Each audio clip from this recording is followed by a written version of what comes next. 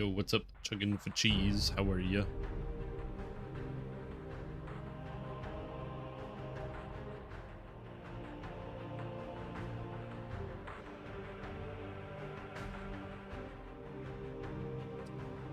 Actually, but I don't think I missed anything.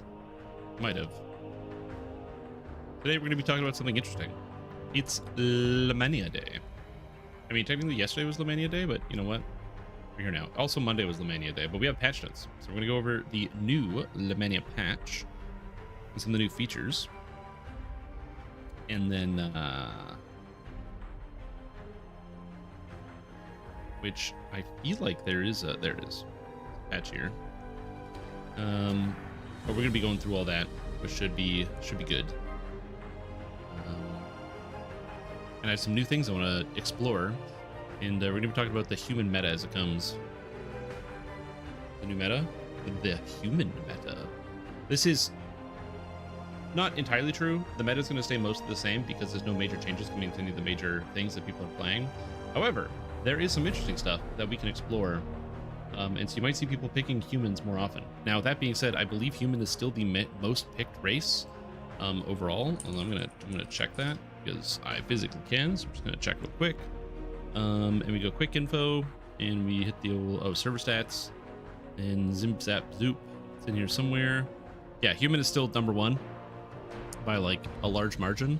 Pretty much everybody's out here playing humans. Nobody's playing Duergar Mind Cleavers. I mean, that actually makes sense. Wait, Duergar more popular than Shifter? Just barely. Look at that. 2600 Duergar higher than Shifters. That's crazy. Poor Shifters, man. And then Razor Claw Shifter down here. I play Shifter more often, but I just did all my Shifter past lives, so I don't need them. Anyways, so yeah, we're gonna be talking about Lemania. So we have some interesting stuff to talk about. So I'm gonna open up some threads here. I'm going to go over some of the new stuff, but most importantly, we're going to look at some of the art today, and we're also going to talk about the new human meta. And I'll explain what I mean by that in just a little bit. The Dark Lake. Isn't there a thing? Wait, where's the blue preview? I saw it. There was something in here. New feature, landscape supports all difficulties. Yeah, this is one of the things I was curious about. I wanted to be able to read about. I'm going to see if I can get maybe one of the developers to come and talk about this because I'm curious about their thought process. Feats getting too valuable? Well, that's just it. There's new feats coming, so I believe it's under here. Yeah, no, feat recategorization. Do you prefer the new ones? Yes and no. Oh, look at that. There's a poll. Nope, it's in here somewhere. Where are the new feats? Am I blind? Arty Barty Warrior? Oh, shit. Hell yeah. Kois, if you don't know how to submit, use exclamation point build review, and it will show you the submission process. Where's the level cap? Did that not change for preview 2? It didn't. So it's just preview 1. Okay. We'll talk about this here. Also the music stopped. Give more music, please. I'm just gonna go somewhere in game so we can get some background music. I'll go to a tavern or something.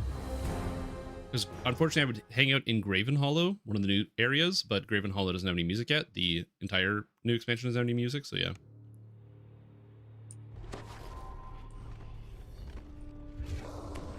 All right.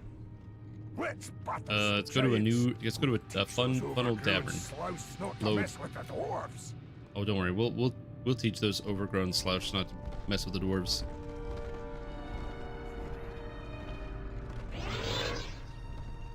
Hey Strim, Brian here. What's up? As a blood guy, if I'm on dialysis to get my blood cleaned, what would happen if they put it in a blender after cleaning and then send it back?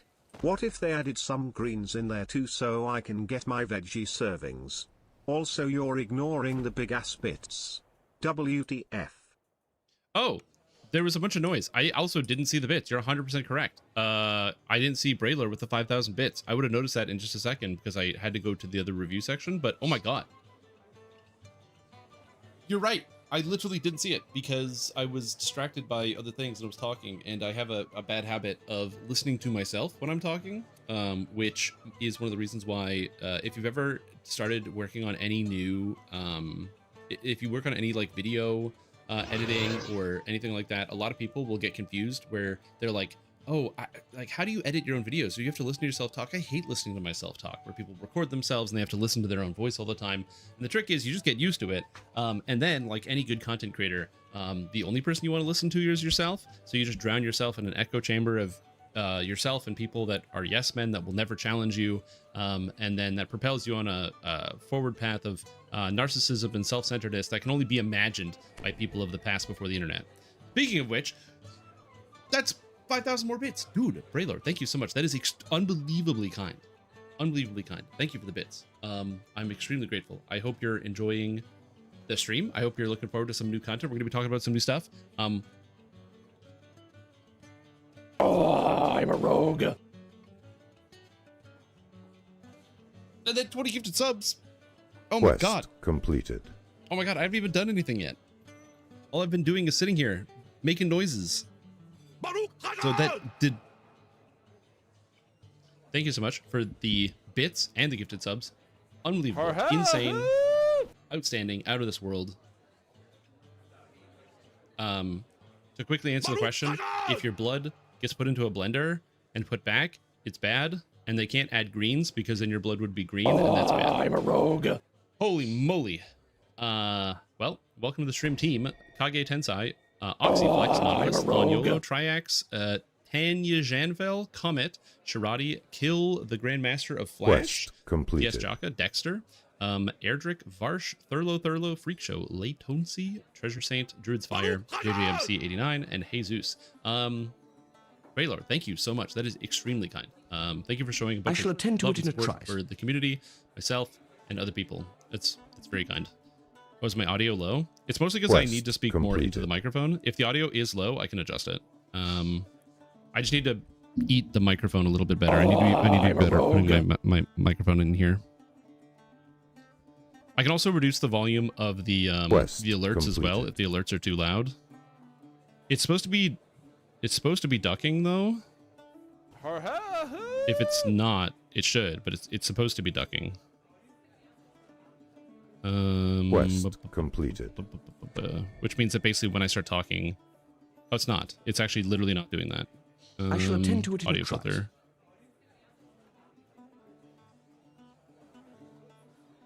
Yeah, I can just make the side chain and then it will work just fine.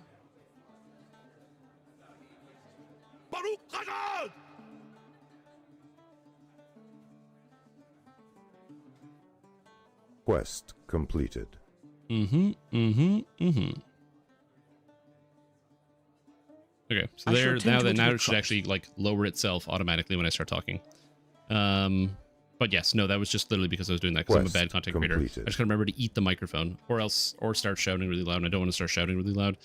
Speaking of shouting really loud, again, thank you so much, Braylor. That's very, very kind of you. I hope you're doing very well. I'm excited to be able to provide you guys with something hopefully interesting to watch this afternoon. And I have a lot of thoughts about some of the new stuff that we're going to be getting. So I'm going to have some YouTube videos out for you guys soon as well. Your information streams contribution. Hey, Braylor, I really appreciate it. I hope you're doing very, very good. You're literally too kind. You're too kind. It's overwhelming, but thank you so much. Also, Quace, welcome back to the stream team for 35 months. And Vibeplex Gaming, thank you so much for converting that Prime to a T1 sub. That means you can Prime to somebody else. Look at that. Showing the love all around. Okay, so I want to get into some of the stuff here. Now that we're in the tavern. I know you're just staring at the forums and it's kind of boring, but this is the important part because, listen, you guys like playing the video game. You guys like looking at all the numbers, you know, or like not looking at the numbers. You guys like getting in, hitting monsters, seeing big numbers show up on your screen, running around doing quests. Here's the thing that's really important, okay? All that stuff is boring. You know what's more fun? Minute changes to numbers in the game behind the scenes that you can fit into a spreadsheet. That's the fun part. That's the real video game. And now to do this all day, I need to make sure I'm properly cooled because it is 100 quadrillion degrees outside. So the solution is I have a fan here. It's got a little dinosaur on it. And so I can use that to cool myself down. I probably will actually come into the microphone if I blow it into the mic directly, but now I'm actually able to keep myself cool, which is good. But the best part about this fan is that it doubles as bubbles, so I can just... Oh god, I need to make more bubbles. Isn't that sick? Anyway, that's my only slight revelation. It's really hot outside, so this is how we're keeping cool today.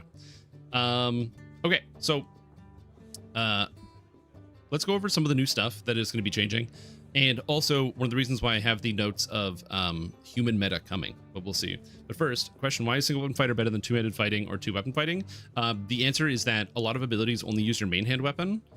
They don't use your offhand weapon, and so anything that uses your main hand weapon will be better with single weapon fighting over two-handed fight, or two-weapon or two-handed, because it just goes faster. Like, for example, single weapon fighting, because you get the extra attack speed, allows you to attack literally just faster than everything else. So if you're able to use like all your cleaves, any other ability, they're just going faster. All your cleaves are also scaling only off your main hand hit. They're not scaling off your offhand hit. So basic auto attacks, you're going to be losing out on damage versus a two-weapon fighter. Two-weapon fighters are going to do more damage with basic auto attacks than single weapon fighters. But with the use of abilities, single weapon fighters catch up tremendously, and two-handed fighting is just behind because they just need to double the damage.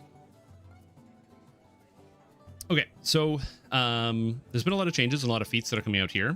You're going to notice that there's a lot of extra new feats. We've got stuff that are kind of interesting coming. So at level 20 and 30, you've got the new Strength of Arms feat, which allows you to get temporary hit points when you attack enemies based on your melee power. This feat is very bad at 20, but pretty chunky at 30, and will give you a lot of good stats, especially with the 6-second cooldown. It's going to keep you alive, especially if you're an average player. Legendary Trick Shot giving you a bunch of stats, more sneak attack dice, the improved power attack. I did get confirmation on this. Epic power attack, it says gives you 5 additional damage while in power attack. This is doubled for using a two-handed weapon, which is not going to be relevant for 99% of players, but still, it's kind of neat. Epic Precision, upgrade to Precision. Epic Resilience is actually reasonably good for like a hardcore style situation. So these are good things. Then we have the piercing feats. Piercing fire all the way through negative. Oh, there is piercing poison. And then piercing fire through negative down here. So fire, cold, electric, acid, poison, negative. Now, this is actually pretty interesting because these specific piercing abilities are not great because you have to cast them before you start damaging an enemy, unlike what you do with sorcerers, alchemists, druids. They just get it for free. This doesn't get it for free. However, this does allow characters who either want to do mono damage or don't have a lot of ways to get around it, like warlocks, for example. This can allow you to hit an enemy that has fire immunity, and then all of a sudden they're no longer immune to fire. The animation's pretty slick, so it's not too bad. The big problem is that these things have a 15-second cooldown, which was very, very, very bad. This was not good. However, as of the new preview, where's the button? I know I opened this page earlier. Well, you know what? It's fine. Anyway, they've been reduced down to 8 seconds for the second preview. 8 seconds is still not far enough. They're down to 2 seconds. Oh, what?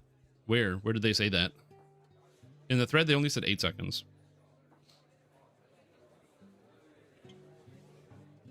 Main post? Main post, eh? Main post. It's in here somewhere. Nope. Lamania 2 preview.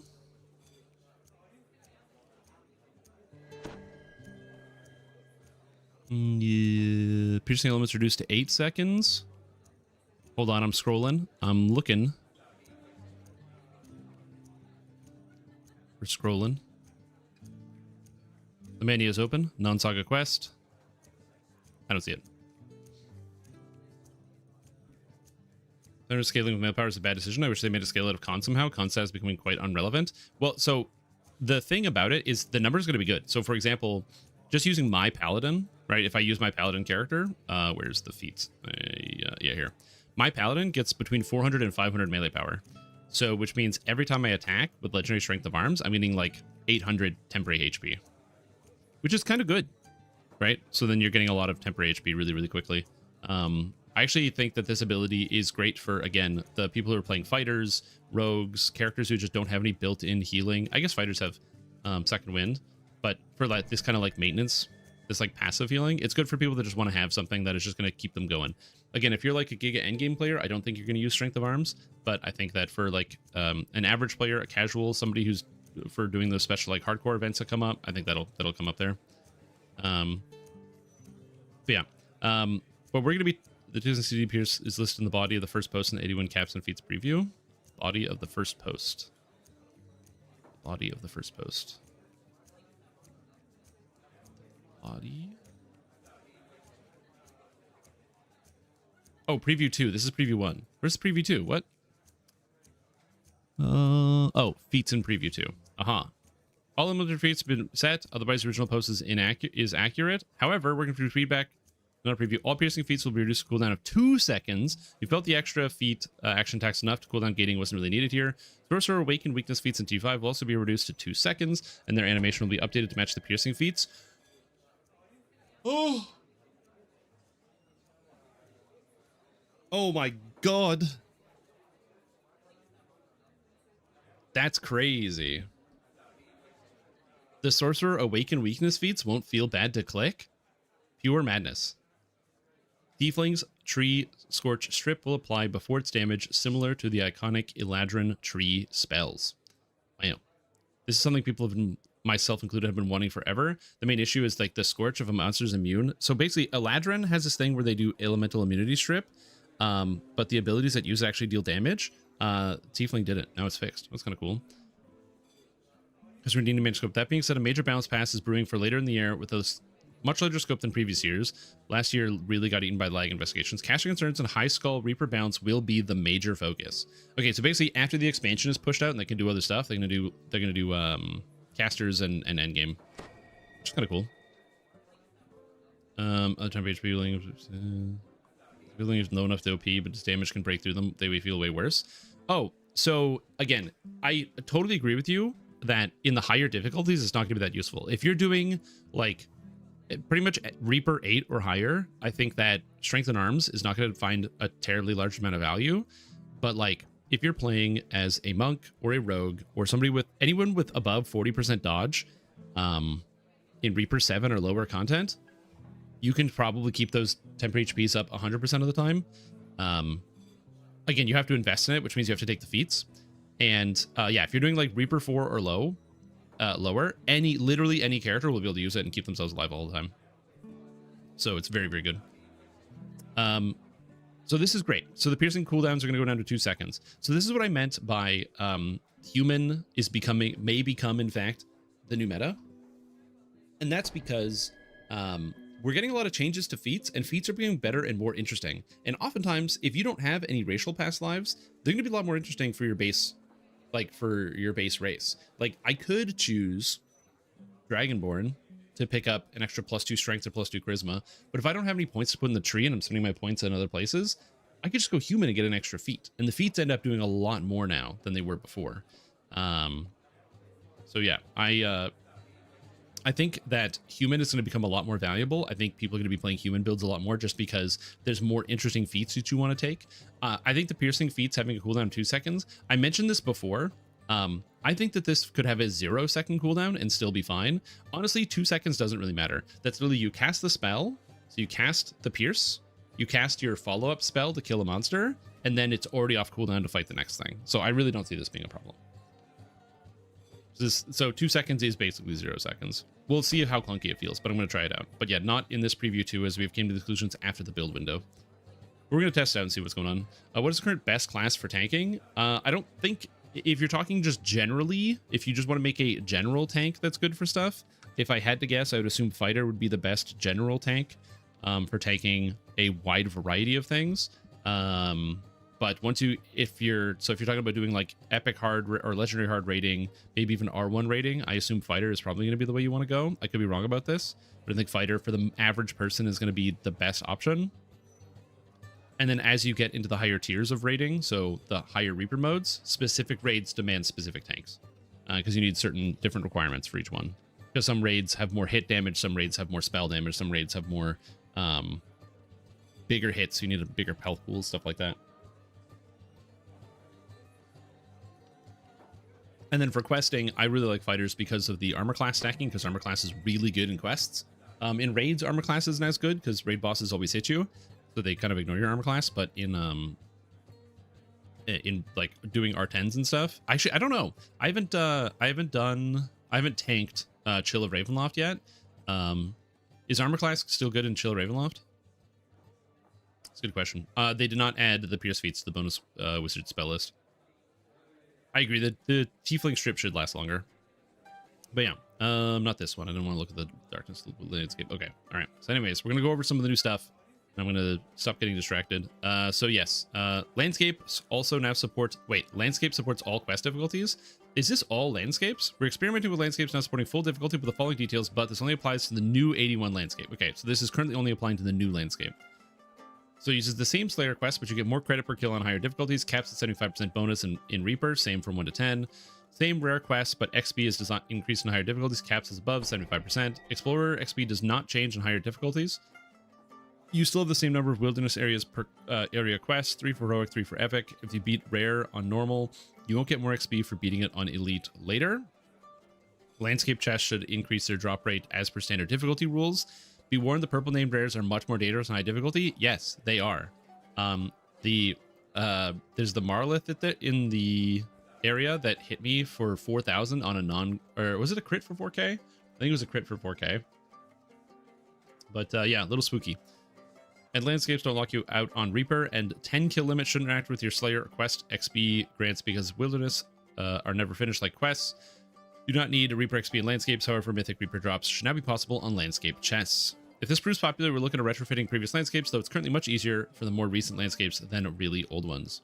Yeah, give me Reaper Waterworks, please. It doesn't stack with Slayer pots. Wait, it doesn't stack as in they don't multiply, or if I have a Slayer pot running, then it doesn't go to like 375. Because the Slayer pot gives you 3. It's the higher of the two. Ooh, that's not good. Yeah, they have to fix that. If they don't fix that, then people will use it for farming rares, but that's about it. I refuse to have basic humans. I could have catered a human male fighter crowd with no whimsy, but human male fighter, it's the most popular class. It's the most important one. Anyway, so yeah, going over loot, there's just a bunch of stuff that they patched in here. So there's going to be some new items. We're going to take out some of the new items, new artifacts that are in the dojo. So we'll take a look at that in a little bit here, because apparently there's some crazy new stuff. And there's a bunch of typos, a bunch of items that were fixed, names that have been changed over, items that get exclusive, things like that. So we'll take a look at some of this. I'm curious to see what the new artifacts are. I have not seen it. Oh, so the thing about the difficulty on the wilderness is actually, I think it's going to be kind of a trap. If they add it to every wilderness, my brain is just going to default to going there. Like, that's just what's going to happen. It's like how, if you've been playing on, you're used to Reaper leveling, because if you're like me, you've got a bunch of past lives, you do Reaper leveling. Then when hardcore comes around, or a special event where you don't want to do Reaper, but then your brain wants to click it every single time, I'm going to do that for all the landscapes. I think they're in the dojo, but they're screenshots. Oh, they're screenshots. Oh, and there's known issues. Also, I like the new DC proc effects for the record. I think these are extremely good because it actually gives you numbers. There is the paralyzation item. I want to test that to see if it actually works the way I think it does. Please Elite Korthos Island. Well, they said if it works well, they can do more of it. So they might go backwards on it. So yeah. Yeah, Reaper cogs make the lava scary again. True. Bump nuts open. Oh yes, rare catalyst. This is a crafting system. Nearly complete items. They get you different stats depending on what it is on the item. Somebody post screenshots. Screenshots. And my snapshots for P2 can be found here. Oh god, are these the same things? Oh, I don't have to sort my mind. I just want to look at the artifacts. Please. Yeah, I don't have the mental fortitude to scan everything. There are a couple items here that I wanted to look at, though. But yeah, the new items, like the Demon Arc. Like, some of the stuff is really cool. The fact that, if you didn't know, in the new expansion, you'll be able to take existing DDO items and bring them into the Abyss, and then corrupt them basically and change them into brand new items, just like sort of like they do in Path of Exile sometimes. So for example, you can take the Bow of Sinew and turn it into the Demon Arc, which is kind of cool, or you can take Muck's Doom and turn it into Muck's Ascension. So like some of the stuff is really, really cool. Crown of Ioun as well. This is probably going to be one of the best items in the entire game, so look out for this one. Very, very, very good. It's going to be really annoying to get, but you take your Elemental Victory and you turn it into Elemental Victory times 1,000. Other really insane items, Abyssal Compass. Again, taking a garbage item, and now you've got Insightful Sheltering, Quality Sheltering, Improved Demonic Shield on one item. The Improved Demonic Shield is not a big deal, but Insightful and Quality Sheltering is a lot of stats. It's hard to come by. Some of these items are also kind of mid, like Torque of the Abyss Lords, but the Lantern Ring, turning in Lantern of the Abyss, giving you Power of the Firestorm Lore, and then Burning Glory is really, really strong. So, also the Sun Sword. I forgot. Where's the Sun Sword? The Null Blade. This is the coolest shit ever. I have to find my Sun Swords. I need to find Sun Swords. You'll be able to turn the Sun Sword, the classic old DDO item, into the Null Blade, which is a dark lightsaber that does pure evil damage. It doesn't do physical damage. It's very cool. Would a Paladin Dragonlord Spit Sylvanas be worth it for +2 range and multi? I mean, it'd be kind of cool. You can do it on Dweirgar really easily, too. All right.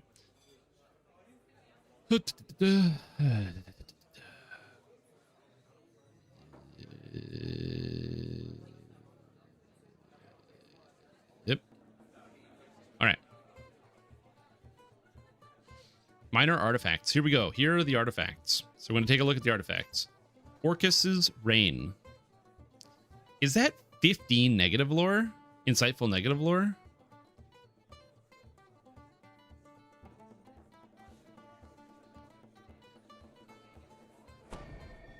That's a big number, dude. That's a really big number. This is going to be a good item, by the way. That's a lot of necromancy focus, and yeah. Necromancers, go get them. Demogorgon's Reign. We have a trinket. Insightful Fortification, Insightful Spell Lore, Curse Absorption, absorbs 10 curses, and Quality Potency.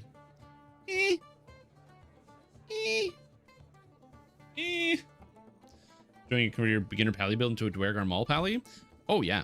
Yeah, the only downside with the beginner basics is that I made them as all free to play as much as possible. So even though Dweirgar Sylvanas Dwarf Paladin is a 6 starter build, it's not good if you don't own it. Oh, Hydrate, good call. It's like 1,000,000 degrees. All right, Baphomet's Reign. Legendary Conditioning on a ring. Legendary Deadly. Unstoppable Staggering Blow. On a Vorpal strike with a melee weapon, this weapon will trip your opponent, forcing them to fall prone for 2 seconds. And Quality Sheltering? Oh my fucking god, this item is so good. Okay, this item is good. So, the reason why this item is good is if you have enough attack speed, you can knock down anything. This is really dumb. It gives you life, it gives you Quality Sheltering, and because it's an artifact, it's got a higher stat total. So you're getting an 11 Quality Sheltering, which is really disgusting. Oh, well, there's and it's a ring. So congratulations, you got your new artifact, everybody. Druiblex's Reign, Insightful Sheltering, Profane Life Force, Insightful Acid Absorb, and Sticky Guard. So this one's the worst one by a long shot. It doesn't really do anything. Profane Life Force is maybe 2 points higher, maybe 1 or 2 points higher on Insightful Sheltering. Not a big deal. And then the other stats aren't really worth it. So, unfortunately, Druidblex gets left in the dust. Okay, Fruz Urlub's Reign. Evocation Focus 18. Kinetic Lore, Quality Impulse, Command. I don't know why this shit has Command. And I don't know why it's 9. This number is way too low, considering its Insightful skills. So this should be... probably be 11 at this point. I guess they haven't really raised skills in a while. Skills haven't really gone up, but yeah. Doesn't have internal cooldown. Oh, and the knockdown? No. Staggering Blow has no internal cooldown. It just goes. Yeah. But this is the best evocation focus item in the game. Some people, if you're a first lifer, probably a good contender. If there's no better evocation focus, like plus 18 is super good, but it's going to be hard to come by. So I imagine all of the artifacts are going to be really annoying to get. Zugatmoy's Reign. Acid Lore, Insightful Transmutation, Quality Corrosion, Insightful Conjuration. Why is this Transmutation and Conjuration? Oh, it's Insightful of both. Oh, I guess this is like your Blightcaster item, because it's got Acid Lore and Quality Corrosion. I guess it's Blightcasters. Sure. I assume they have 5. I don't know. Trying to they drop in any chest. Oh, they just drop anywhere? Okay, it's not too bad then. I mean, there's a lot of them, but the Sharn artifacts weren't horrible to farm. You just did the Saga a bunch. Yeah, or Alchemist. It's not horrible. No, the thing is, this is the bad thing. These 2 items right here are good items. The boots and the necklace are fine items. The boots especially because Season's Warding used to be in everybody's boot slot, and now you're not going to use it.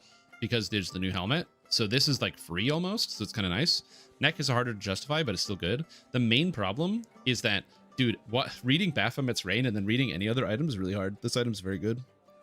I think Arcane Tricks measure should be toggle ability, so you can turn it off to use spells that are not force damage on force immune mobs healed by it. You're talking about Helmed Horrors? Probably. The answer to Helmed Horrors is you just wait till somebody else gets gripped, and then they get pulled in, and then they kill it for you. And until then, you just keep slapping and blinding the guy until somebody else helps you out. Or when you get gripped during Relentless, you go grip, grip, grip, grip, grip, and somebody hits you with the break enchantment, and you're fine. All right, moving on. Graz's Reign. We got linguistics. Winged Allure. Butterflies with this crown have a tendency to strike your enemies. When a hit or miss in melee combat, your foe's chance to be fascinated. Notable target. Once per minute, when you use Intimidate, you get a 100% profane bonus to threat generation and natural armor 17. This item is bad. When you get to the artifact gloves compared to the Driblex belt, because it's funny, I will. You know how big the SP reduction is on Baphomet's? It's 5%. It's just 5% mana. Who cares? It drains your maximum mana by 5%. Whatever. My Barbarian has 0, so... Yanogu's Reign. We got Enhanced Blood Rage, Ram's Might, Major Anger, and Quality Deadly. So Enhanced Blood Rage is a good effect. Ram's Might is a good effect. The problem is, if I recall correctly, there's a really crazy Ram's Might item already in the expansion. And Ram's Might is super good. So, I don't see this being used a lot, because you also, most builds don't need 5 extra rages. These are okay. I probably wouldn't use this. There's maybe a build where you can use it, but I probably wouldn't use these. Yeah, the boots. Yeah. And then we have Lolth's Reign. Freedom of movement. Physical... Why are we doing this, you guys? Why are we doing this? Come on. All the other artifacts have, like, it's combined. Insightful Sheltering. Why are we doing this? And it's 21 instead of 22. Huh? Huh? I guess it's alchemical. So here, we can make Lolth's Reign better. Give it freedom of movement. Okay, it's fine. Keep the sheltering on it. Keep the Earth Attunement. And then, I don't know, give it sticky web guard. That's probably bad. What would be a better effect for Lolth's Reign? Like a good effect, not a bad effect. Lolth, she's like in space. She has her own domain. She's got like demons. I don't know. Yeah, read through the wind's pretty good. Can we give it a web clicky? Sure. Yeah, give it a cast level 300 web clicky. You can, there's good effects you can put on this. This is a more defensive item, so I think the demonic shield could be okay, assuming it gives you. Look, we got to moved past improved demonic shield. I'm gonna be honest with you guys. We should do better than that, but yeah. Give it a sun augment slot. Give it a moon and a sun. No, Lolth makes sense to the moon. Also, it's hands, so it's in the moon slot. I will say this. Overall, I'm pretty happy with the artifact listing. Much like with Sharn, there's some good artifacts and there's some garb artifacts. Actually, was there any bad Sharn artifacts? Even the gloves, the iron grip, the council got used. I think every Sharn artifact was a banger, but I'm gonna double check. You know what? We're looking at this up because I remember the Sharn artifacts. Okay. Also, is this not? Oh, beautiful. All right. So, Diane Earwine was good. Sigil of the Triumvirate was good. It's not great. This was one of the worst ones for sure. Stolen Signet was good. Band of Kellogg Sash was good. Ear Kesslin's Most Prescient Lens was not from that. Oh, was that? Oh, that was also Sharn? Oh, this one was bad. This one was straight up bad. Okay, we had one bad one. Derek Ash Ward was good. Radiant Ring was one of the best ones in the whole game. Key of Rukendral was good. Sigil Recaport was good. Iron Council, again, was one of those surprisingly good ones. This one shocked a lot of people, I think. And a lot of people got bamboozled by how good this one was, because you're like, oh, the spell resistance isn't that good. And then you watch tanks walking around with it because they're immune to magic at that point. So in Sharn, there was like, the Sigil of Triumvirate was kind of whatever. Ear Kesslin's was kind of bad. So we had like 2 just bad artifacts. Here, we're talking Driblex, not good. And again, you know, I can't call Yenogu's bad. Even Lilith's Reign is if they add another stat to it that's relevant, this could be kind of good. Because the alchemical earth attunement is a very good effect. So we're kind of hitting the same bar here. So it's not out of the ordinary. It's not out of the ordinary. Now, I believe I did skip it on the last page that somebody posted visuals of everything, which means I don't have to buy and equip all the items. So I'm gonna go find it real quick. Also, I like the more I scroll down, the bigger this bar gets. Yo, what's up, Aaron? How you doing? Okay, the forge. Yep. Crafting materials. Yep. Aha. Outfits. So Shadow King's Cruelty, light armor. It's got kind of this like kind of skirt going on here, or they got the pleated skirt with the I don't know what you call this. I don't know how to describe armor, you guys. I'm sorry. The webs of the Drow Penitent clothing. Again, I actually like kind of the stitching at the bottom. I think it looks kind of cool. But it's just kind of stock standard, bog standard monk outfit. Then we have the actual robes. I swear this item is already in the game. It might not be, or this is this a recolor of the items from like the spider spun carapace and all that, or comparison. I think this is like a recolor. Baphomet's Cruelty. We got this weird like half plate. I don't know how people feel about like the one shoulder, the one pauldron. Some people really like the one pauldron. As somebody who, I don't watch a lot of anime, but I do play some video games where they'll post like, or like you'll see like when you're browsing through Steam, there's like the games that use like the anime art to show characters, and that one pauldron is like everywhere. And I still don't understand it. And then we have the heavy, which is the one pauldron but heavy. I don't know, whatever. It's just more armor. Ooh. The Fiendish Requisition. So this is a recolor of the shield from Defiler of the Just. Can't remember the name of it. But the one that you can cook to get the petrification immunity augment. It's really pretty though. Well, not recolor, sorry. It's a redrawn. It's the same model, but it's like fully redrawn on the surface. I like it. I wonder if it glows. Oh yeah, buddy. Iron Tabernacle. I do like the axe with kind of like the head that's got the spaces in the middle. This is so stupid. You would never cut this out. It just makes your axe weaker, but I do love it. I think it looks very cool. Legendary Heart of the Gauntlgrim. Wait. Is the Heart of the Gauntlgrim, it's this, but it's not a magic one? Are we gonna, I hope we get a raid version of the Mind Cleaver. Crossbow. We got the heavy pick. I don't like the jagged part on the heavy pick. Yeah, it is. We got sword. Curvy sword. I do like the spider hilt. I'm not gonna lie. On the Menza Brenzen memory scimitar, I do like this. Also unrelated, I'm gonna find it. Which item is it? I think it's this one, the heavy pick. We're gonna be testing this. So legendary paralysis is when you hit an enemy, you have a chance to paralyze them. This is not legendary paralysis.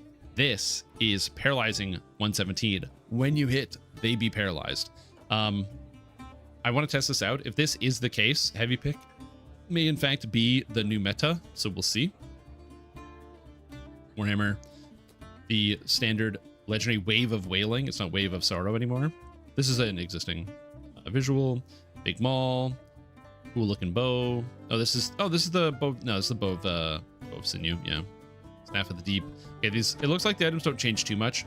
Gregorcraft cloak. What is this? The hand rat? The shards? They don't look like anything. We got a cloak. I will say, it looks like a lot of the visuals are a lot more muted. It could also be like the screen, because this person has bloom turned on. You can tell that everything's kind of a glow around everything, so it kind of makes things look a little bit muddier. That's why everything looks a little bit greasy. But things are, that's not, on the right place on the face. Things are a little bit more grounded. So they're less like fantastical items. Like if you look at a lot of the cloaks are just kind of like this, you know, this like a cloak somebody would wear. It's like kind of torn. It's like what the dwarves have still living there. Fetches the Forge Wraith visual? Maybe they will. More helmets. More if it's Dwergercraft chain. I do kind of like the Dwergercraft chain. It's kind of cool. The medium brigandine. So we got like the like kind of the studded leather skirt down here. You got like the kind of the brigandine up top. I think it looks cool. I really like the way this one looks. This reminds me of a lot of the equipment you would find in like Asheron's Call. So then we have the Great Forge brigandine. It's got a different color. Very fun. We got the robe. Again, I like the robe a lot. I think it looks good. Like the coloration. Oh, the shoe. Then these are the base shields. So we've got Burgercraft buckler. Wow, that looks good. Ooh, the small shield looks good. Ooh, I really like that. There's something about like the blocky nature of it, and like it's like shapes layered. I really like the layered shapes look. The large shield's pretty much the same thing, and the tower shield. Oh yeah, dude. I love the way this tower shield looks. This is sick. This makes me think of in like 2012? 2011? No, even earlier than that. It must have been 2000, maybe 2008. I was playing in a pen and paper campaign, and I was playing a Dwarven Defender. And I had a tower shield. And this is how I imagined my character, with a big, like, blocky tower shield. It like literally with this tower shield, it looks like the top of a castle where you have a tower you're blocking behind. I love it. Is breaking Drow model's back leg. Oh, rip. All right, Dwergercraft Falchion. Oh, God. It just has a big fucking spike on it. That's sick. Okay, I like that. I like that. That's good. I like that. I'm not gonna lie. I do like the big spike on the Falchion. The curved blade? No. What about straight lines with spike? Bastard sword. Very fun.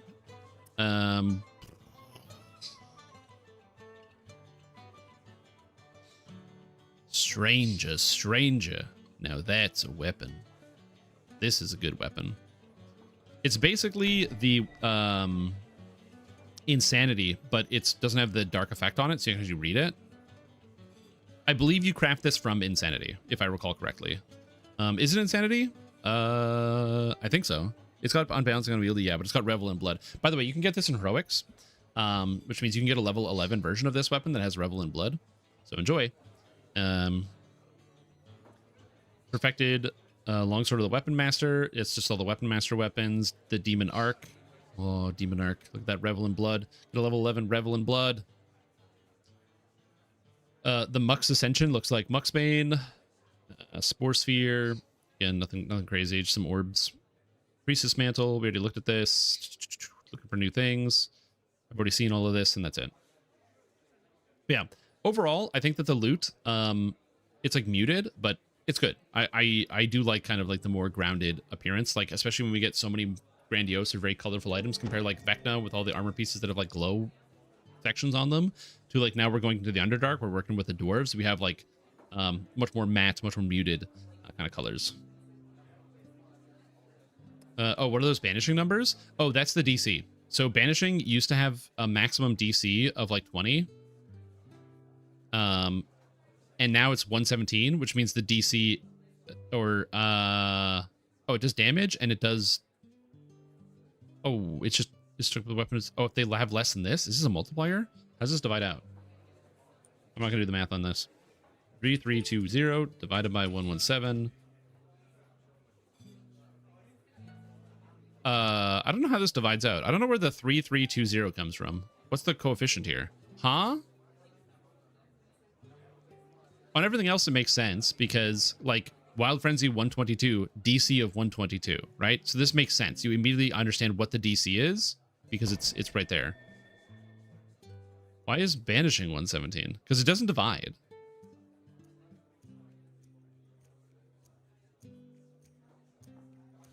Excellent question. Excellent question. I don't have an answer for this one. I don't know. We would just divide it and it would come out, but no. Oh well, seems fun. I'm surprised this is 3,320 when it should probably be 5K for modern stuff, but maybe it'd be too good. Okay, other things to look at before we start logging into the game. There's been some bugs with the feats that have been fixed, so the spell feats, but these are good. Essence cap increase, there's a couple changes. The main changes is that you'll have to recraft all of your blanks. So if you have a blank in your bank already, so let's say you have like a bunch of double, if you're like my guild, you have a bunch of double augment blanks. So there's like, you know, cloaks that have blue and yellow augment slots, things that have double augment slots. Those blanks, you'll have to re-blank them to craft them, so keep that in mind. And there's a bunch of name changes to some stuff. There were some recipes that were deleted. Some things that got moved around, so like search is now unaware, stuff like that. And you can no longer crunch down ammo. Additionally, the deconstruction machine will no longer crunch down locked items, which is what it was doing, which was a bit of a problem. Monsters don't have 100,000. They do have, some of the demons do have 50,000. So getting them at that low, the banishing is not going to do anything. Maybe a save DC to dismiss. No, it's on a Vorpal, you just banish. It's like a Vorpal effect, so it just kills them.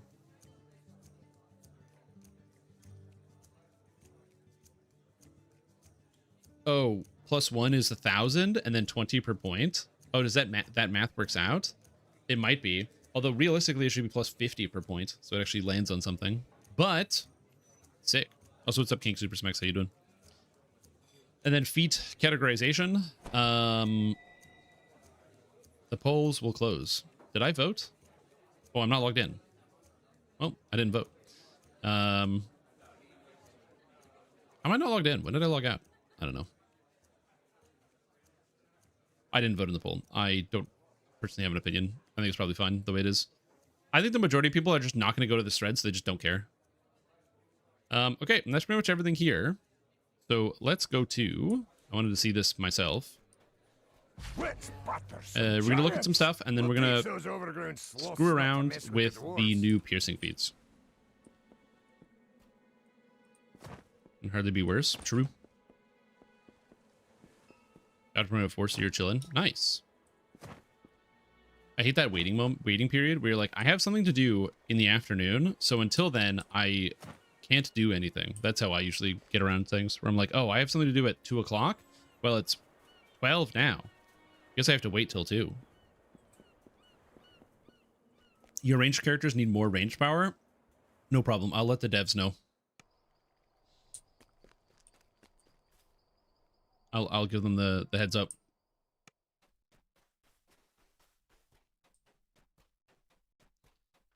Okay, so I wanted to look at a couple things. Oh, I can't look at the legendaries because I'm not high enough level. And I'm not going to level up because I'm lazy. Sheer laziness. Transformed heroic items. So again, if you have a sun sword,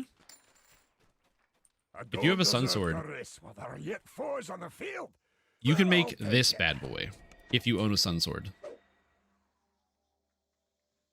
Which is just the coolest shit I've ever seen. So, even... Man, I gotta get myself a sun sword. It's so sick. The null blade is just so... Oh, it's so good. It's so beautiful. I shall attend to it in a trice. It is. It's literally sun sword, but dark. But dark. But even better than that, this is not a physical weapon. It's an evil weapon. So therefore, it doesn't... You can ignore all the slashing damage reduction or whatever. So usually you would have to deal with like, oh, zombies and skeletons. You just blast them with this. I don't think anything resists evil. But that's a good question. And also it has magic on it, which might screw up with the tagging. So let me see what we got here. So give me a melee. It's doing straight evil to evil creatures, which is good. So nothing will be able to resist it because kobolds are evil. They took full damage. So I'm going to go hit some undead. I'm going to see if I can do full damage to them real quick.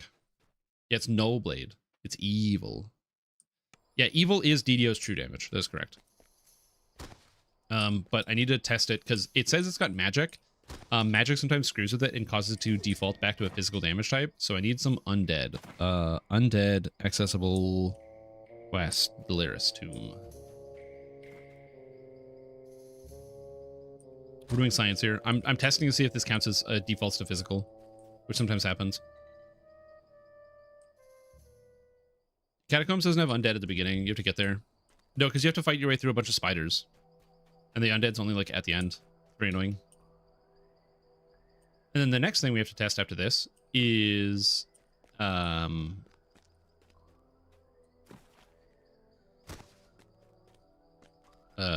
want to test not just undead, but also am I on a later part? Don't tell me I'm on a later part of Delaris. I'm on Free Delira. Well, that's convenient. There's undead at the beginning. I want to test on skeletons, and then I want to test on golems. Oh, where's a fast golem? Somebody find me the fastest golem.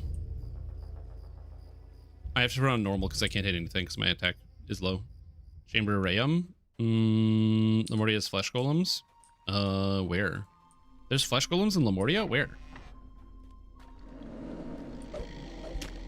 Okay, so it is in fact getting reduced by damage reduction.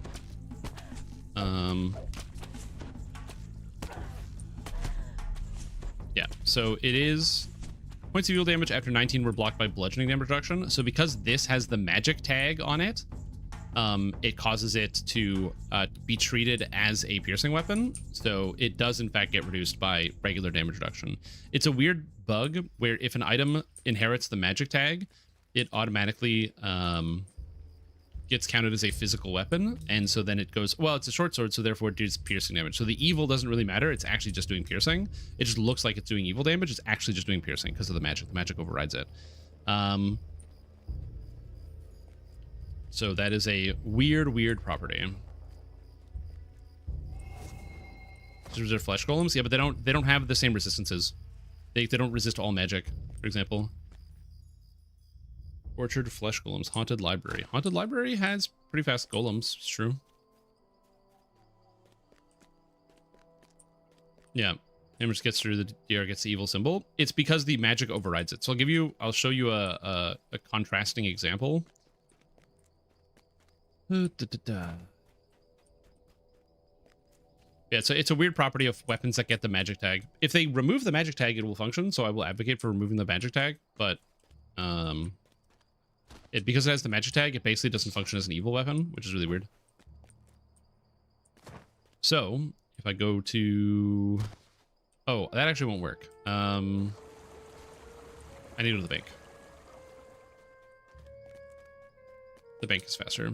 Also, I'm where I'm walking places and I could teleport, but listen, sometimes you gotta get your 10,000 steps in, okay? Build review, Cassidon using Nullblade. True, we're just playing Cassidon. Bane Magma and Dolorous Acid. Oh yeah, leveling's has never been easier.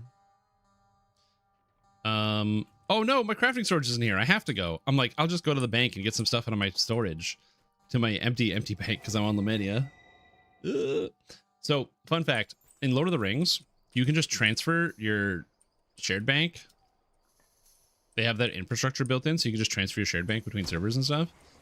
So whenever I go to like test things for like the Lord of the Rings previews, you just transfer your character and your shared bank, and it's much easier. Innocence will have no longer drop rates come in the expansion. Well, so the new expansion zone won't, because you can turn up the difficulty. They've said that if people like the change, they will try to get it into other areas, but it won't be everywhere. Okay, but by contrast, we now have Esper the Shadowblade. Notice that it's force, but no magic tag.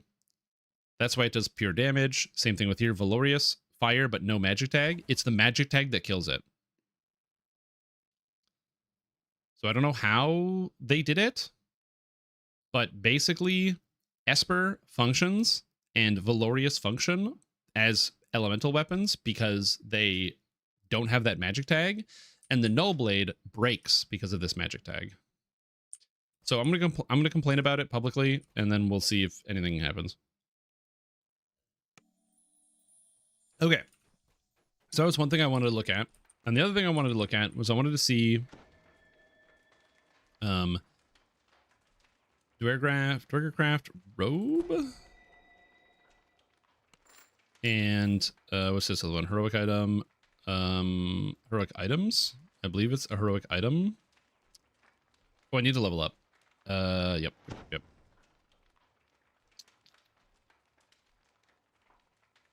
It's not on here. It's not what I wanted.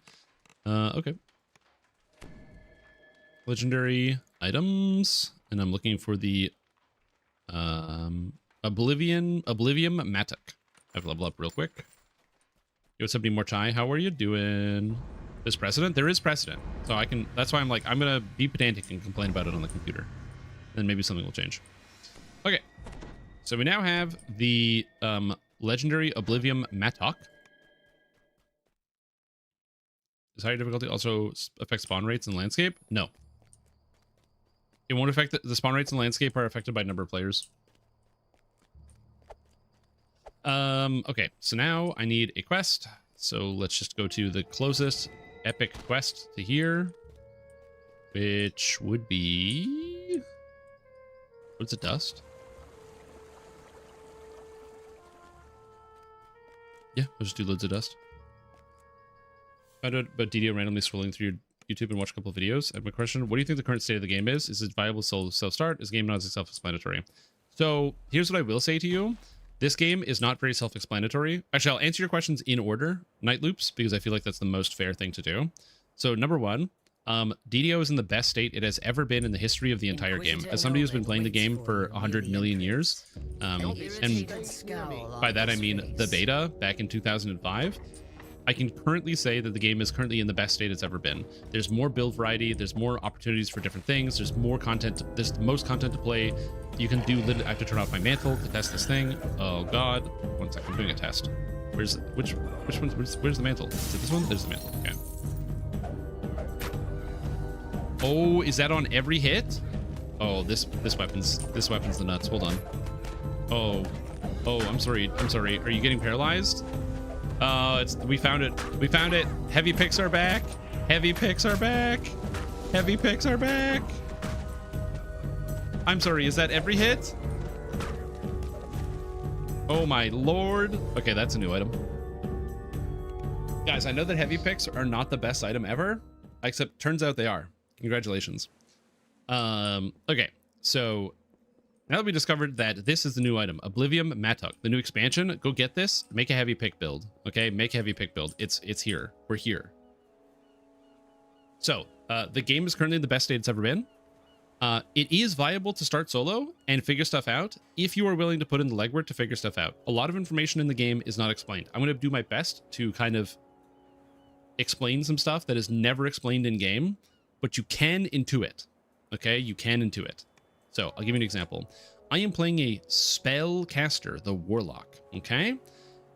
As a Warlock who casts spells, I use my ability Eldritch Blast, okay? So Eldritch Blast is I press a button and magic shoots out of my fingers and I deal damage. Awesome, okay? To increase my damage, I get items, not this, I'm sure I have something, there we go. Like this item here, the Thayan Pack Mage's Bangle, that gives me Impulse, and it says, Impulse 162 gives 162 equipment bonus to Force spell power. And it says Force spell power also increases physical and untyped spell damage. So let me actually pick something a little bit more specific than this. Yeah, like potency 146. There it is. Equipment bonus to spell power. You don't know what spell power is, but you can intuit that spell power increases your spell damage somehow. This effect, potency, says it gives me 116 to every spell power. So you can intuit that spell power is good for spells. How? Well, you can check your total spell power. So under spell points, you have this little nubbin right here. And if I put my mouse over it, it tells me all my spell powers. In fact, I think they actually made a cleaner menu here for spell casting damage. So I can see all of my spell powers. So my chaos spell power, my cold spell power, all these spell powers are here. So I can see everything that I've got going on here. So I can see, oh, I've got, 35% spell crit chance. Cool. But like, what does this number mean? This number is never explained in the game. It is a percentage. So if I have 304 force spell power, that means I do 304% increased force spell damage. But that explanation is never given to you. So you're gonna have to deal with a lot of that. A lot of, if you can intuit what something is supposed to mean, and if you've played pen and paper, you can kind of work your way through it and figure stuff out. But there's just a lot of stuff that the game doesn't directly tell you, and you kind of just have to intuit. That being said, Dungeons & Dragons Online has like the most depth of build crafting in the game, so there's an infinite number of combinations you can make. I know I picked 20 Warlock, which is not a very good combination, but there's like an infinite number of ways you can play this game and play characters, which is one of my favorite parts about it, and why I've played it for so long, and why I have so many builds around the game, because there's always just new stuff and new things to toy around with. So it's very, very fun. But yeah, you have to be willing to do the work if you want to figure out everything on your own, because there's so many numbers and so many stats that do. There's skills, there's feats, there's all sorts of stuff. And it is possible in this game to make a bad character, which means you can take things that are not good, or take combinations of things that don't work out the way you think they're going to work, and then make a character that is kind of bad. But if you just do the basic stuff, I'm playing a fighter, I max my strength. I'm playing a wizard, I max my intelligence. You kind of follow the simple stuff. It's pretty hard to screw up your character. And learning is a really fun part. It's fun to learn along the way. So overall, I wouldn't say it's impossible to figure out, but it is very difficult. It's very challenging. Dungeons & Dragons Online, for better or for worse, is one of the more complicated games when it comes to its layering of different mechanics. I say for better or for worse because the people that play the game love it, and people that don't play the game have to learn it or get bounced off. So yeah. Yes, but in Baldur's Gate 3, you can go talk to Withers, and he's like, yo, man, does your build suck? Give me $100, and we'll fix it so you can make another build that also sucks. Whereas in this game, it's like, oh, my character sucks.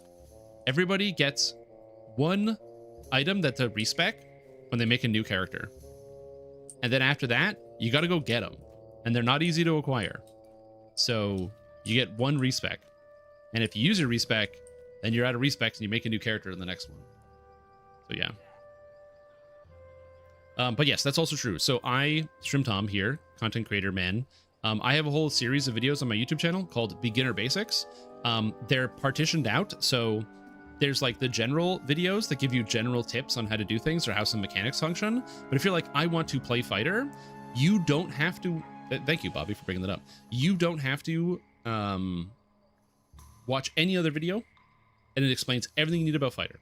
Now, that being said, if you go to like Wizard, then Sorc, then Alchemist, you're going to hear me explain how spells work 3 times in a row, which might get tedious, so you just kind of skip over. But I try to make that as simple as possible for getting started. But that being said, if you're somebody who likes to just dig in and get started, my only bit of advice for you is either do a bunch of reading. This game is based off of 3.5 Dungeons & Dragons, by the way, as well. So Baldur's Gate 3 is based off of 5, where the numbers are low. You might notice 100 charisma here. In 5th edition, the numbers are low. 3.5, the numbers were a lot higher because there's more stratification between your character classes. At level 1, everybody can do a little bit of everything, but at level 15, if a monster is trying to hit you with an effect and you're not good at resisting it, you will just fail. Because that's the way the game is designed. Like, as you get higher level, everybody gets more specialized, which is why you need other people to kind of fill in your gaps. That being said, Dungeons & Dragons Online is a video game, unlike the pen and paper version, and so in the video game, you can kind of do everything you want. It's based off 3.5. 3.0 has a bunch of weird, wacky rules, like ambidexterity, where you need ambidexterity for 2-weapon fighting because you can't use your offhand weapon, and a bunch of other stuff like that. It's 3.5. It's based off of this book. This is the Eberron Campaign Settings by Keith Baker. And this is a 3.5 book. In fact, I even have a bunch of... I got the DDO developers to sign my book when I went there. Unfortunately, Keith Baker was not in office. But yeah, I got Severlin, I got Tonquin, I got Steelstar, I got Fantis, who is working on other projects. I got Torque, Cookie, Kobold, Knockback, and Nobub. I believe they were all those are the ones who were around. But yeah, this is a 3.5 book. Apparently I just missed Keith Baker too. But yeah, this product uses update material from the version 3.5 revision. So this is 3.5. Here. That's no space.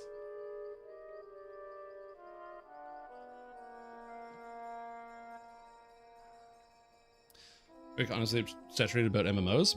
Well, they're looking like a lot of grind maxing. Fun fact, Night Loop. This is the most grindiest possible MMO, sort of. The grind in Dungeons & Dragons Online is different than in other games. So in other games, so imagine I'm playing like I think of a modern MMORPG that has a lot of grind. Because WoW doesn't really have a lot of grind. You play it and then it's done. You're done in like 2 days. There's like a lot of the modern MMOs don't have as much grind. I'm gonna be honest with you. They really desensitize a lot of the grind. Even something where it's like, I guess maybe if you play Elder Scrolls Online, Elder Scrolls has like the most recent grind I did in that game is like the archaeology or whatever, where you have to spend like 8 hours grinding to the maximum level, so then you can like start doing the maximum level dig sites, which really is not that much time considering a lot of other things. The way it works in Dungeons & Dragons Online is there's 2 main ways people play. Number 1 is they get to the level cap, they get the items, and then they go do the raids, and they play with their friends. And that's pretty much it. You go do raids, and you run high-end dungeons, and you play with other people, and you do other stuff. This is the preview server. We're previewing new content, so that you're not going to see any of that here today. But because we're previewing stuff. The new expansion's coming out in a few weeks, and so this is like the pre-release stuff. So that's what a lot of people do, classic MMO. And then the other thing people do is they reincarnate. The reincarnation system is once you get to the level cap, instead of playing at the level cap and grinding for the gear, let's say you don't like grinding for gear, you don't want to go and farm out the items and farm out this and farm out that. You just want to play the game, man. Instead, what you do is you reset your character back to level 1, like a prestige, like think of like Call of Duty or something like that. You prestige your character, you get back to level 1, and then you get a bonus based on the character that you just played, and it's permanent. So they're called past lives. If I go to my heroic past life, if you play as a druid, for example, and then you start over again. So I level up to 20 as druid, and then I reset my character to 1. Well, now each time I acquire this feat, so it's every time I reset, my summoned creatures, charmed minions, and hirelings get +2 to all ability scores, and it stacks. And so if you're like me and you don't enjoy the end game as much, like you mentioned, that kind of big grind, instead you just reset your character and play again, and then reset and play again, and reset and play again. So it's like you get incentivized to play the game multiple times and in multiple different ways because there's all different character classes to try, and there's multi-classing, so you can kind of do whatever you want. Skyrim existed in mods back in the 90s. They don't made it part of their MMO. Yeah, that's true. Okay, enough lollygagging. We're looking at other things. As previously mentioned, the Oblivion Madoc is insane. And I think everyone is going to be toying around with this one. I think this is just extremely good. I'm going to do a couple things. We're going to do a couple tests here. I want to test out, as I previously mentioned, the human meta. And so we're going to be exploring here. Grind forever in-game gear. Oh, yeah, absolutely. Yeah, it's a different type of progression for sure here. But yeah, there's also multi-classing. So, for example, this is my fighter, paladin, monk. So you have, like, you can multi-class and stitch various classes together and stuff. Which is the cool part about this game. All right. All the past lives feel like in Thanos, I forgot this Infinity Stones. True. All right, so we're testing out Warlork. You know what? Acolyted Skin. Acolyted Skin is garbage. Human. Maxing out Charisma. I need to get some more water because I'm dehydrated. I don't know. It doesn't matter what stuff I'm taking. We're testing out the piercing feats. So there's the new piercing feats that let you bypass immunity. We're going to be testing them on Warlork, seeing how good it is. Maximize is good.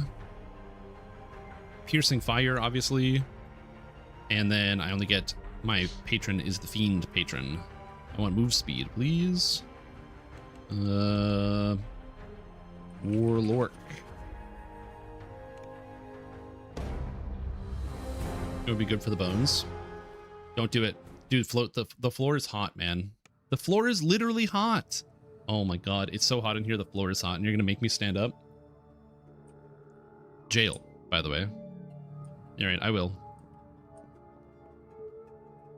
I don't have my feet touching the floor because it's too warm.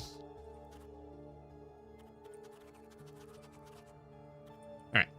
So we're just gonna hit level 4. Because playing Warlock level 1, 2, and 3 is really brutal. And to get a good feel for some of the new stuff. But yeah, Night Loops, if you are interested in getting started with Dungeons & Dragons Online, I have a couple tips for you. Number one, the best piece of advice to give to people is just kill a weekend on the game. Like install it on a Friday and then play a little bit over Friday, a little bit over Saturday, a little bit over Sunday, and then just see how you like it. If you like the game, then keep playing. If you hit Sunday and you're like, I don't know, you can't convince yourself to log in, then like that pretty much gives you a good, because the game is not like it's not going to change too much from that point. Like it changes in that the adventures get more exciting, the builds get more interesting and stuff, but like the basic gameplay of running around fighting monsters, looking for quests and doing stuff is going to be pretty much, you know, as you would expect it. So that's gonna be pretty much the case. Also, it's up to you. Where are you? Yeah, we're going Fire Strip. Isn't Ice worse? So it is worse, but our Acolyted Skin has a major problem of no Fire Strip. Actually, Ice is worse in the early game, but later on, Fire is the worst one for sure. There's more fire immunes than basically anything else. Ice is bad because there's a lot of undead in early DDO, but later on, it's pretty much all fire. It's a big problem because of devils and stuff. Oh, I have so much garbage in my inventory. Negative is the worst one for sure, yeah. Come on, store, please. I require backpack spaces. Apparently, we are not getting backpack spaces today. I'm sorry, you guys. Oh, maybe we are. Let's go. Yes, inventory slots. And then give me a strength tome so I can carry stuff. Because carry capacity is a weird, stupid problem in DDO. I just don't like dealing with the carry capacity. Abyss, the bypass for Pale Master. It's a passive feat or something. Again, I don't know. We'll see. I'm going to test to see how this feels. Remember, Piercing has an 8-second cooldown right now. Piercing Fire. That is going to be going down. It's going to be reduced to 2 seconds in terms of a total duration, or total cooldown. Also, there's a guy going crazy with the lawnmower outside, so if he gets too close and it's too loud, let me know. I can't close the window, but I can try to mitigate the lawnmower sounds. Are the animations fast? Yeah, they're lightning fast. This is what I want. The captain. Yo. All right, we're going to do quests. Let's go on an adventure. All right, so we're going to do something simple, which is I'm going to go do a bunch of quests in the harbor and see how it feels. And the reason why I'm doing quests in the harbor is specifically because Piercing Fire, and I mentioned this before, the Piercing feats are not going to allow you to do full immune quests. If you think, oh, I have Piercing Fire, I can go do Taming the Flames, you can. It will just take you an hour, okay? That's not a good idea. You don't want to do that. What this is good for is for getting through those quests that have incidental other monsters and golems, okay? Golems are a son of a bitch, and with this, you're able to kind of skip past a lot of the dangerous parts, like golems. So, we go up here, I guess, and just grab spell power and call it a day. Grab chain, because chain is too good. Hinted spell casting. I have no healing. Yeah, seems fine. What do Duergar, Barb, Dragonlord, Thrower? Yeah, me too. Doing lawn work in the heat sucks. Oh yeah, it sucks for the people outside for sure. Okay, I'm going to do quests that have the fire immune creatures, so we get a feel for it. No fire immunes, no fire immunes, no fire immunes. So we're going to go up this way. Also, I need a mount.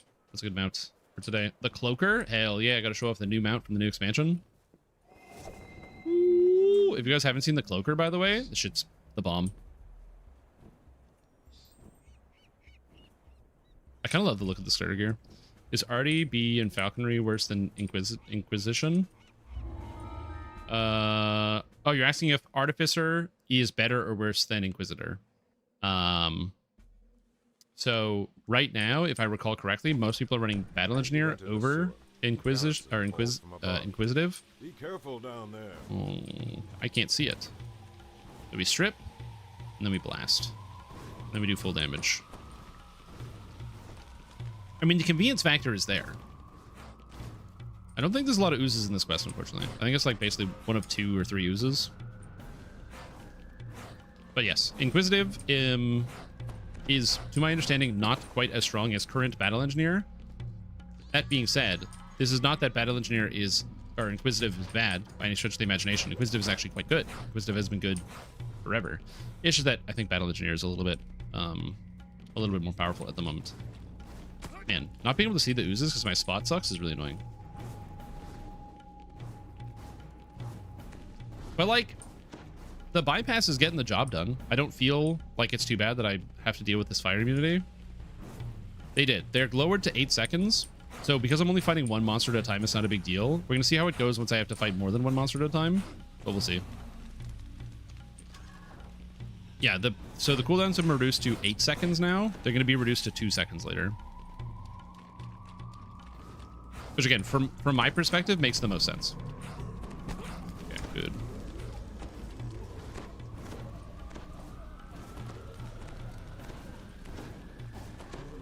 Now that being said, our Battle Engineer with Falconry doesn't make a lot of sense. Artificers generally don't have a lot of wisdom. And Falconry is like all wisdom. Unless people are doing some double stacking shenanigans. Falconry is good. Being able to knock down opponents and blind them and cause them to be helpless is really powerful. Man, I was hoping to find more oozes, but my oozes got replaced by Shaman Cyrus, who's going to kill me, I think. Oh, I'm alive. Hold. I got distracted with melees. Almost. I was close. I got too close and he got me with the inflict critical wounds. All right. I still have shards. Nice. Haha, I can cheat. Okay, so there's 2 more oozes. Okay, there's a room with 2 oozes up ahead. We're gonna go in there. I gotta get healing potions as well. Caster Cleric, yeah, Fire Domain Cleric is gonna be a lot better with the strip because now you'll be able to like strip fire immunity off of enemies, which is really, really impactful. I'm gonna do this because this is my healing. Is recasting expeditious.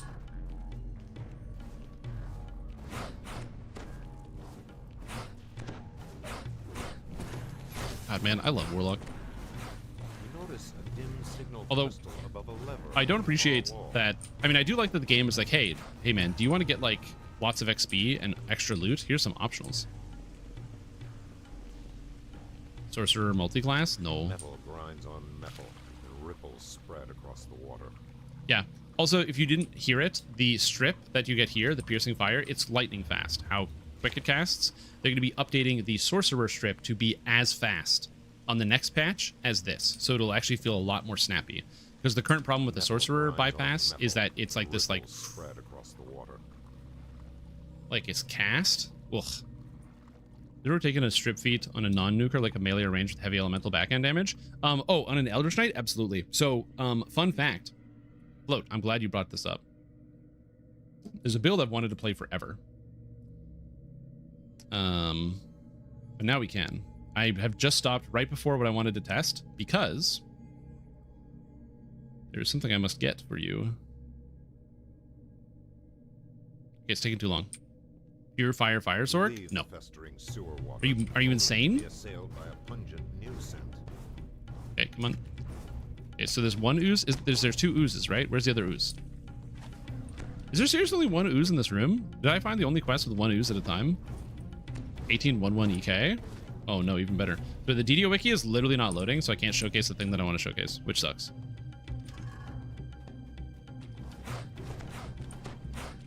They're just people playing sewer quests. I find that gives a bad impression. I mean, kind of. I mean, it is the beginning of the game. Like, this is the same reason why what a lot of companies will do is they will, like, straight up make new starter zones all the time. Okay, the DDO wiki is totally broken. No, what do I do? Never mind, it just loaded. Perfect. You ever seen this item before, Float? You ever seen Outburst? That's right. It's a pure electric greatsword, 2-handed weapon. And you know who gets a lot of electric damage? An electric Eldritch Knight. Maybe even a sorcerer, picking up even more electric spell power to the electric sorcerer tree, getting electric bypass. Okay? How cool would that be? The problem is, you don't really want to go elemental form for the bypass. But what if you could just take the feat to get the bypass? And now you can be a pure electric sorcerer. Charisma to hit and damage, pure electric. You do electric on the weapon, you do electric on the imbue, and then you've got, it's all scaling with the spell power. That's what I'm talking about. Look at this sword, and it's huge. Did you just Dragon Lord? Yeah, but then you're not you're missing on the Eldritch Knight capstone. Dude, have you seen the Eldritch Knight capstone? Have you seen this? Camera guy, are you seeing this? Let me read it to you guys. 2 imbued ice, 2 charisma, 2 constitution, 10 spell power. Your Elder Strike now grants you a power charge. When you have 5 power charges, you get 10% weapon damage, 4 imbued ice, and 25 spell power. Big damage. Actually, because this doesn't scale, it's actually not as good as it used to be. It's still good, but it's not as good as it used to be. Anyway, long story short, I think that's a cool option. All right. We're going to go into a quest with more oozes. How horrible is this going to feel in... Oh, perfect. Dirk's the Deranged. I shouldn't do Reaper mode, but I am. And Electric Wings. And Electric Wings. True. Did I take another spell? I took Blur. You wish and Jump. all these bones were a little cleaner. The air reeks of rotting meat. Fuck, dude. Every time I'm like, hey guys, let's kill some oozes. This room is supposed to have 7 of them. But no, I got the rare. I got the rare Witch Doctor Zizu. Past Life Druid Flame Blades work on everything. Because now you can use the bypass. You need magical training, so you need to have at least a caster level, but yeah.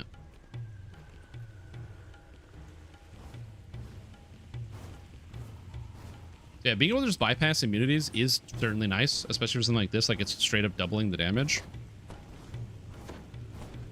But obviously I still don't do a lot of damage because I'm a warlock, and that's how warlocks be sometimes.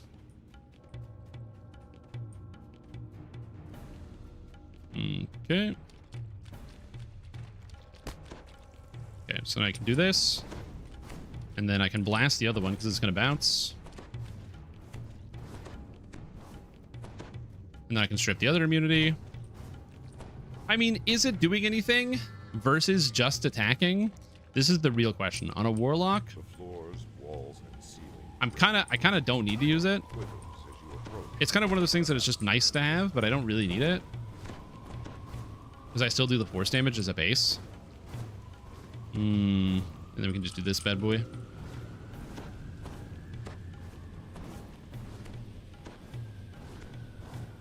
Fun fact, Night Loop. Rogue used to be kind of bad for ranged as a starter for a wide variety of reasons. It wasn't very intuitive how to build the character. They have made a lot of changes this calendar year. And so as a result, Rogue is now really easy to play as a ranged character. It's intuitive and it just works. Sinks a little less than the rest of this foul place. This probably marks the layout. So what I mean by that is if you think, oh, I'm playing a ranged character, I should max out my dexterity and attack monsters, that will work. And you might be like, did maxing out my dexterity on a ranged character and attacking monsters not work?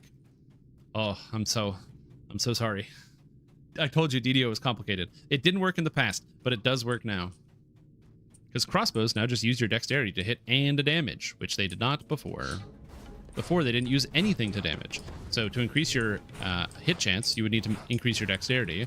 But to increase your damage, well, you would get sneak attack damage, because you can't add damage to a crossbow. Because how could you add damage to a crossbow? That wouldn't make any sense. Okay, there's nothing to do here. Okay, so long story short, low-level quests, you don't really notice it that much. So now we're going to do a bit of a skip. We're going to go to some quests that have some slightly more annoying monsters. I'm trying to find some mentally. I'm using my Mind Palace right now. A lot of the quests that have more annoying monsters you have to like get to. They're like at the end of chains. I'm trying to think of quests that are annoying. Where's my fire immunes at? Oh, you know what's a good one? The fire golem, the Heart of the Problem. Grim and Barrett. Oh, dude.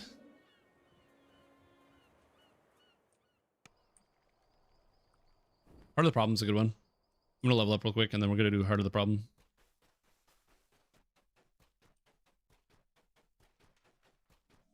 Spawn 4 doesn't have that many. They do something to humans? Sort of. What they've done is they've increased the power level, or they've given us a bunch of new feats recently, and with the increased amount of new feats, it means that there's just a lot more decisions to make, and it gets harder to decide on which specific feats that you want. But you don't have to decide on which feats that you want if Hellish Rebuke sucks. Damn, is all of this bad? I actually reduces their will save, which is nice. Bypassing fire resist is good. Oh, I don't want beam. I only have 1 point for Fiendish Glare. I'm so upset about this. But they just add a lot of feats, which means humans are a lot more accessible. That's all. They just added a ton of feats. Nope. I'm just grabbing 2 items. Summer? I don't have any money. I didn't loot anything. Oh my god, I gotta go get money.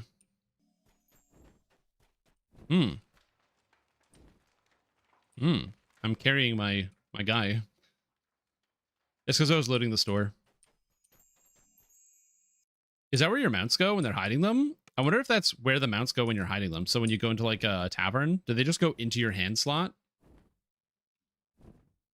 Also, I went to Autumn when I didn't want Autumn for anything. Falls Decay? Nope. I wanted Summer and Winter. I was just carrying it around. That's all. I was just carrying it around. Ring of Summer's Heat. And I want a Ring of Winter's Chill. Thanks, game. All right, perfect.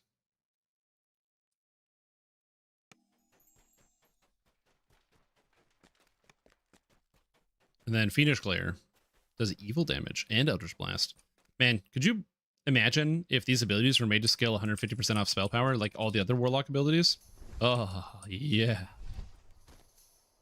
If Fiendish Glare and Glare of the Pit had 100% spell power scaling, that'd be sick. And then if Fiendish Apotheosis, or 150, and then if Fiendish Apotheosis was made better, oh man.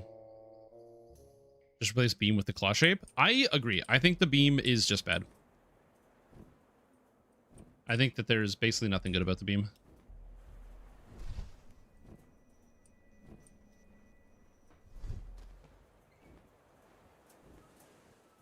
All right, testing more quests. Again, we are looking and investigating. How does it feel to use the new piercing feats? I want to have this information because I want to give you guys the right info. Because if I don't want to be out here being like, these feats are the best or these feats are the worst, when it's probably somewhere in the middle. You just throw it in the garbage and use the cooler option. Yeah. Like, the problem with beam is that its projectile is too slow. The projectile needs to be like hit scan. So it needs to be like, again, like a shooter where wherever you're pointing, the beam goes and it blasts through everything instantaneously and it does damage. If that was the case, it would be okay. But instead it's this stupid slow moving piece of crap that misses literally everything. Because you think, oh, because the beam has like a drag behind it, it's got a tail that lags, and you think, oh, if something goes through the lagging tail, it will walk through and take the beam damage. No, it does not do that. It's only the front point of the beam that does any damage. The rest of the beam, the tail, is like not effective, which means it's very bad.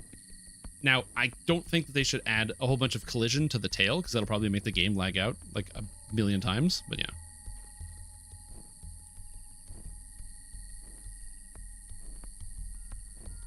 The old mine here All right. has long since collapsed. Someone Part of the problem. must have dug one too many times. Now, I can't do the fire side, the pure fire side, so we're going to be skipping it, and we're just going to do the final boss fight. You've arrived at the main shaft of the abandoned mine. Security constructs Which might sound like I'm cheating, but listen, I can't do the fire side. The point of the piercing feats is not to allow you to do, like, basically bypass all immunities and just do anything in the entire game. It's meant to allow you to be able to pick and choose. And so that's what we're doing here. Me too. I thought it would be like a continuous blast. Kind of think of, if you play Elder Scrolls Online, there's the Sorcerer ability Overload, where you just hold down the button and you're just blasting out energy out of your fingers in this melee range thing. And that's what I thought it was going to be. It was not.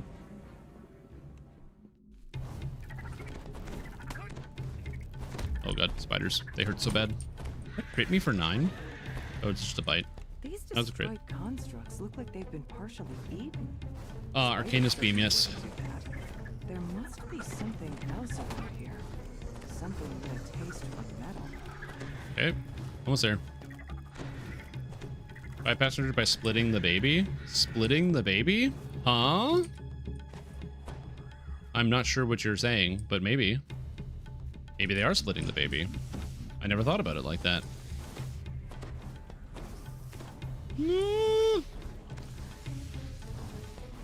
Alright.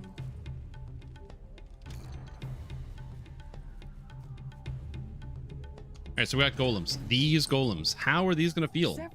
Slash say activate. Now we can hit the solar cruelty for full damage. Interesting. Oh yeah, it only bypasses the fire resistance, right?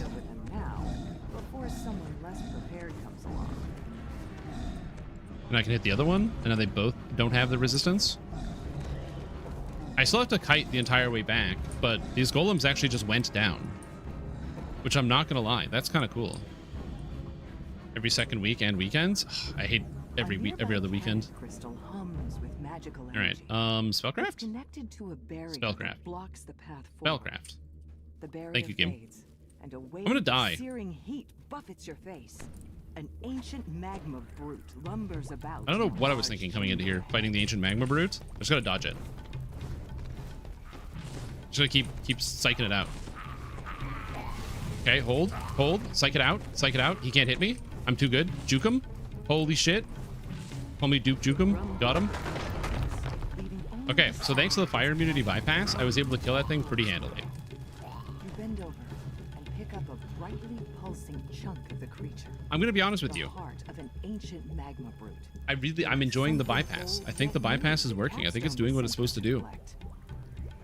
I think it's doing what it's supposed to do. Started streaming. What do you mean by new human meta? So what I mean is that the way the game is currently constructed, when you decide what race you're going to sit down and play in Dungeons & Dragons Online, you have a lot of different options at your disposal, okay? You can play as a human, you can play as a dwarf, an elf, a Dwegar, a shifter, a dragonborn, an Azamar, an Eladrin. The list goes on and on. Literally, there's like 18 races in the game. It's really crazy. So with so many choices, human being one of the first races, yeah, that was on Reaper, one of the first races to ever be added into the game because it's human, you got to pick it.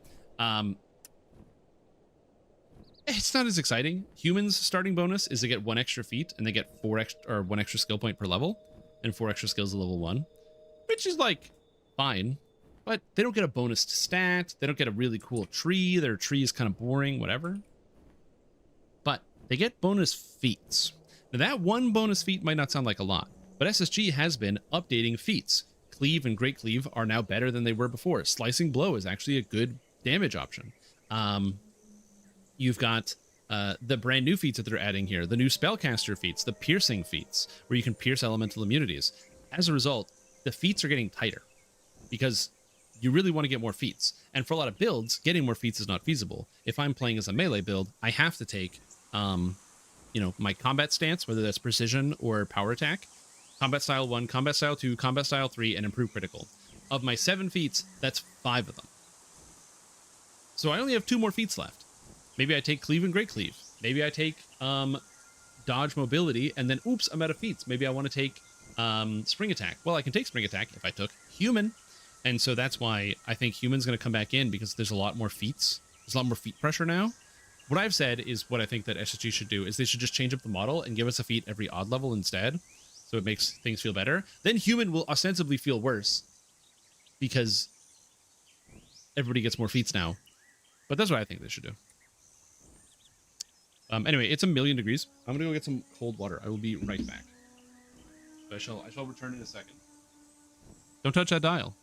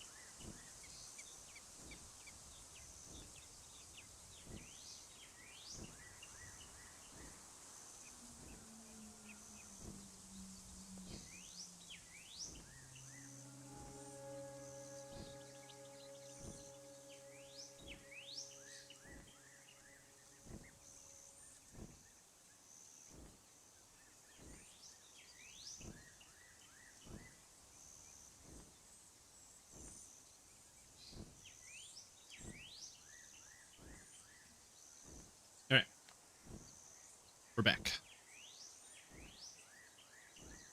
Where do we go now? I need to test some more stuff. What are some good piercers to test? We tested this. What's another character class that really struggles with their elemental damage?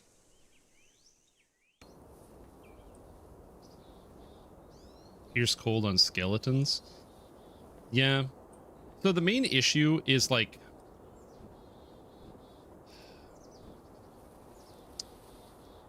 the main issue I see is in a lot of places where you're doing piercing. I mean, it can last a little while. The main issue that I have with doing the piercing feats is that you can generally avoid those areas. What I mean by that is, like, let's say you're doing piercing cold. Well, you can avoid quests that have, like, substantial undead at this point. But not if you're doing a saga. So, what if we take something cold-based and rip it into a saga, like the full Ravenloft saga? I think that would be a good feel for how the piercing feats feel, right? There's a lot of cold immunes in Ravenloft. Not every quest, but there's a reasonable amount of them. So, yeah, we could take something that uses primarily cold damage, take it into Ravenloft, and see how it feels. And it's got golems. True. Saga. Sega Genesis. Genesis does what Nintendo don't. Anyway, speaking of taking things back, what do we want to do?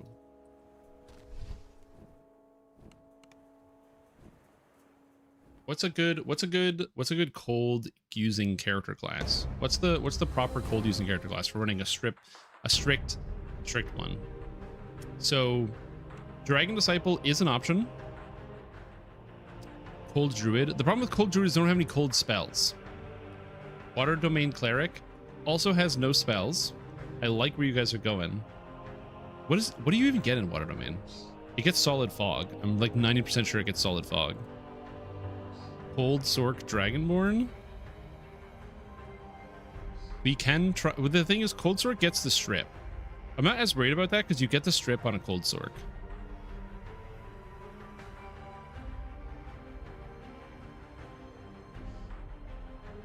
But not till 12. You're not going to Ravenloft before 12.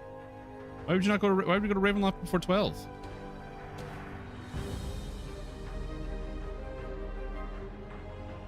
Cleric gets Cone of Cold at 9. Hold on, let me look. Water Domain.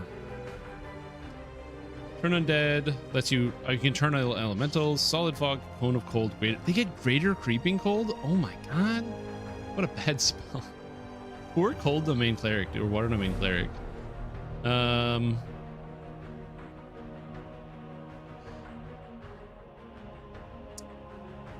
That's not a horrible option. Also, it's a neutral agent. New human meta, correct. You know what? I'll have you guys vote on it. I'm currently I'm leaning towards a couple directions, but I'll have you guys vote, so that'll make it more fun for me. So, what cold character do we run? We're running Ravenloft in heroics. So, you guys said I can't run Cold Druid. They literally don't have any cold spells. They have like Creeping Cold, and I'm not. Creeping Cold doesn't count. Okay, that spell's garbage. It is garbage. So Dragon Disciple, Warlork, Water Domain Cleric is another cold character. Who else has got cold? Who's got cold in them? Who's got that cold dog? Alchemist is literally free. Stormsinger doesn't get any cold spells. I guess they do get cold spells. The problem with Stormsinger is you just run out of mana. And also you just cast the Sonic spells. Let me check the spell list for Stormsinger. Let me check the Stormsinger spell list. Stormsinger spell list. They don't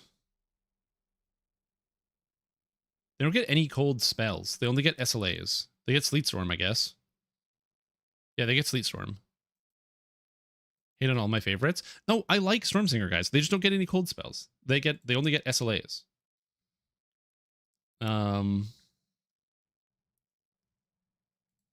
Look. This is where they get their SLAs. So their total of cold spells is Nyax Biting Cold, Snowball Swarm, and Nyax Cold Ray. That's it. That's all they get. Creepy Cold is the best. I mean, I wish it was the best. Okay, so those I think are the most cold options. So we're gonna go with those. Again, if Stormsinger got Cone of Cold, Autoluke's Freezing Sphere, good cold spells, okay? Now we're cooking. We're cooking gasoline. They get Iceberg, at least. But yeah, they don't get Cone of Cold, which really, really kills it. Because it's like when you cast your Sonic and cold spells, but like who's casting cold spells? Carcerai Warlock. I could also do Carcerai Warlock. You know what? Well, yeah. So this is yeah. Carcerai. Okay, you guys have a minute. Vote now on your phones. So feel free to vote in the poll. Make your decision. What do you want to do? Sonar is more cold than Water Domain Cleric. Yeah, but Water Domain Cleric is a good spell. That's the big difference. It turns out that having a good spell is impactful. Dragon Disciples are very cool, and they get a ton of cold spells. In the spirit of doing mono element, I will be doing mono element Dragon Disciple. Even though Dragon Disciple, the best way to do it is you basically have like all of the spells with all the elements on your bar, and you just pick the appropriate one and you just get kind of general spells. But yeah, cold dispositives is a way to deal with undead, sort of. So fun fact, you can, except it doesn't apply to spell-like abilities. So if you have, let's say, a lot of cold spell power, and then you use Positive Energy Burst is a spell-like ability. So therefore, it doesn't use your cold spell power. It only uses your healing spell power. Rich Glacier Wrath is Stormsinger. Yeah, but I'm going to be level 12. DD4 to win. Huh? What?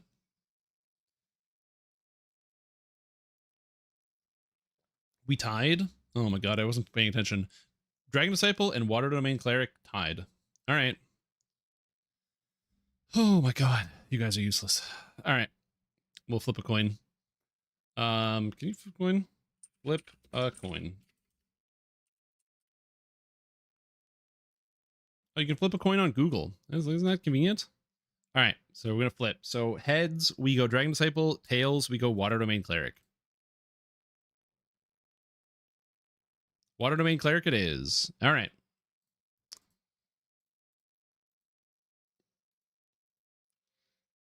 That was easy. Is that the hot look? It is currently. All right. What's up? Also, what's up, No Bob? How you doing? Ruin Water Domain Cleric. Human. Gotta be a human. We got, no, not Charisma. Not Charisma. We're testing out how it feels to use the feats. The new piercing feats. So the best way to do it is we're going to take quests that have smatterings of immunities, but not all immunities. So specifically, we're going to go do, what do you call it? Ravenloft, which has smatterings of immunities, but not all immunities. And then that should allow me to test out to see how it feels. I get to pick a domain or a follower of Orion. All right, we got to be cold. So, I don't know. Is this cold? We'll get like blue hair. That'll be cold. Chaotic neutral, and this is called cold domain. No, water domain. Water domain. Perfect. What a character name. As for one thing, true. Didn't fix hair. My haircut's good. You don't like my guy's haircut?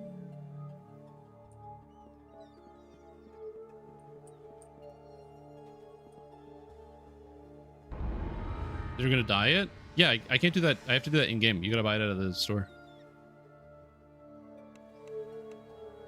It's gotta be an in-game thing.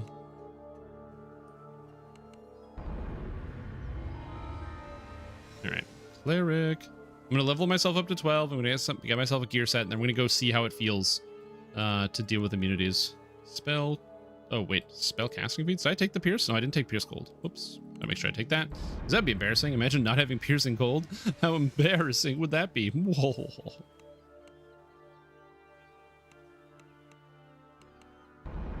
Human meta? Yeah, sorry, dude. Humans are now meta. It's the meta, so time to get humanizing. Give me my gear, you jerk. I keep clicking the wrong button. This is who is giving out water domain spells for all of the clerics. True. So here's the thing. I actually think Solid Fog is very good. It is the meta.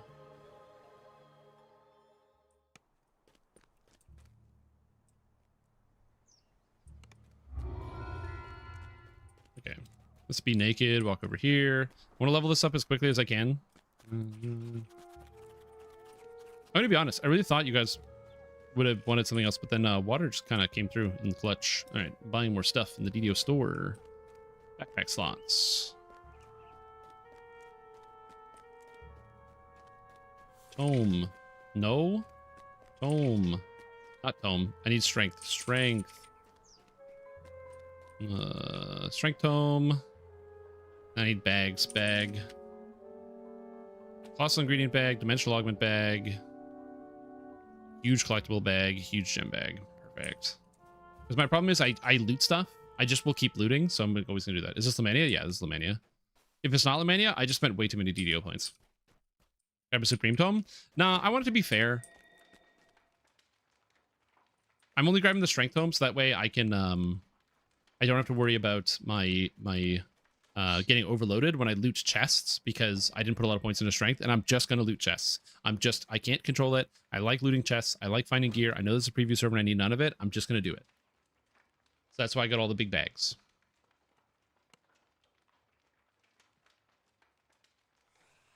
Cucumberance, exactly. Yo, I should make cucumber water. It's like super hot. I'm like melting over here. Cucumber water is a good idea. Forget the blue hair. Oh, true. I gotta not forget the blue hair. We need the blue hair. Will Pierce be good? Very good for Greater Ruin for Draconic Incarnation. Yeah, probably. Right, store. Blue. You get a macaw. Creature companion. Cerulean blue, midnight blue, or royal blue. We're gonna go with cerulean blue. Let's get glowy blue eyes. Warforged clothing. We got a blue cloak. Got a bull armor with a blue cuirass. It's got blue on it. Perfect. Now everyone will know we're in fact a water domain cleric. It's impossible to be confused about this because of all the blue.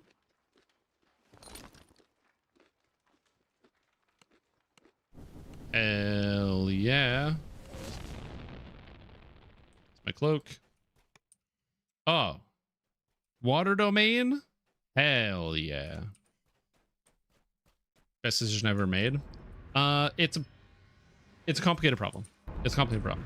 This window and the way I have this room set up really doesn't handle ACs very well. So the solution that I have is I just deal with it. I just get warm and I stay warm, and that's how it works.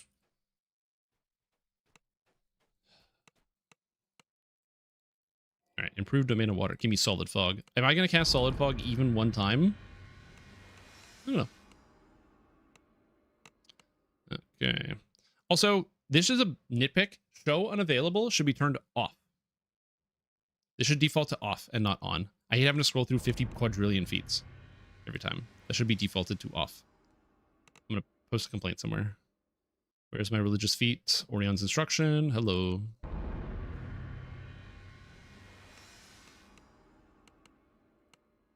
We're just going to 12. Because that's when you would start Ravenloft. We go to 12, rip the XP item so I can just go through Ravenloft and level after each chunk, and then call it a day. And then I want evocation, improved evocation probably. Because I gotta land spells. So let's go evocation. And then improved evocation, or greater. Alright. Boom, boom. Nice and fast level ups. Concentration? Sure. Everything's going to be quickened, so I don't care too much about this. Spell focus. Greater. Alright. So now we got 50 points to spend in my tree. The Divine Disciple is the tree. So if I recall correctly, You don't need to be lefty-righty to take this, right? Yeah, so I can go all left or all right. So I can get Sunbeam if I want, or I can get Necrotic Ray. So we're going to take Sunbeam. I'm going to grab this. This is the only tree that works this way, and I love it. I think it's so sick. We're obviously a fire user, so we're going to take the fire stuff. These are bad feats spells, so we're just going to take mana. Go here. I got to take my improved Quicken. It's too good not to take. This tree is expensive.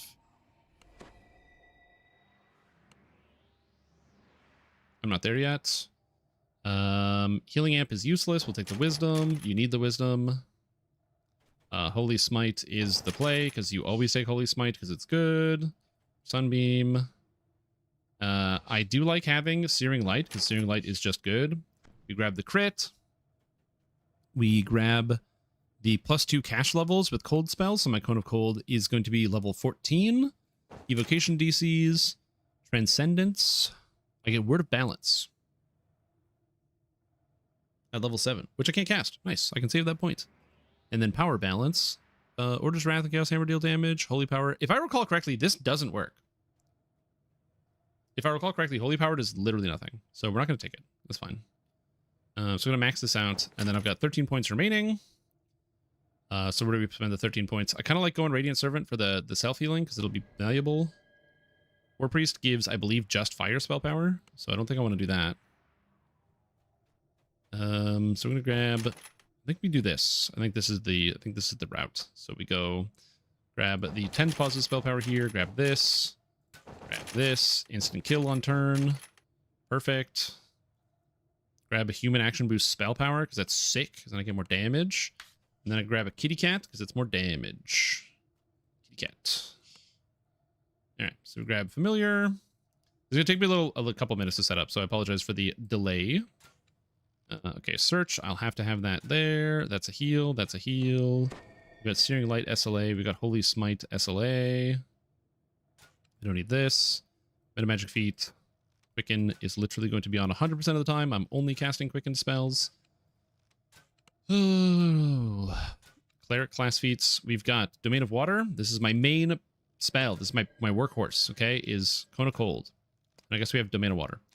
And I also need to take the Pierce, so I took Spellcasting. I took Piercing Cold. So we'll grab Piercing Cold here, so I can bypass cold immunities. Okay, and now the spells. Bless, Command, Night Shield, Protect from Evil, Remove Fear, Shield of Faith. I want this, this, and this, and this. And then level 2s. I don't need to close wounds. I don't need any of this stuff. Lesser Restore in case it comes up in conversation. Secret Eternal Rest, because I'm going to fight undead. Soundburst is just good, so we'll take Soundburst. Spawn Screen I don't need. Resist Energy maybe. 1 to 3. We're taking Prayer's fine, because it scales. Sunbolt. Searing Light.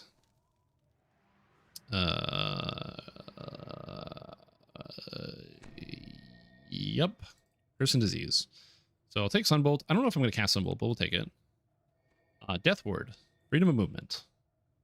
Man, Clerics get so many good buff spells, man. What the heck? I'm going to need to worry about my mana, though. My mana is going to be a bit of a problem. Holy Smite and the rest of these spells I don't care about for. Panacea's kind of cheat. Actually, instead of Holy Smite, we're going to take Restoration. I don't need the spell. We're going to take Restoration here, so we have it. Panacea is cool. It removes curses for some reason. Doesn't say it does, but it does. Spell resistance, again, more good buffs. Dude, I've almost got a whole tier here of buffs. I don't need True Seeing. I don't need Raise Dead. I'm going to be playing by myself. Greater Command. I mean, I don't know where my DC is going to line up, but we'll get Greater Command. Flame Strike, sure. And Protection from Elements, that seems good. Gives me some extra defense. And then level 6 spells, we've got Heal for that quick burst heal. I don't think I'm going to need Heal that often, but it might come up in conversation. Stun Beam, because it hits undead and ghosts. And Hero's Feast, I guess. What's cool about Hero's Feast is you cast Hero's Feast before you enter a quest, which causes it to expire, which gives you the full effect of Hero's Feast when you actually enter. It's kind of neat. Just got back. This is Cleric. This is Water Domain Cleric. Order's Wrath OP for Demogorgon. True.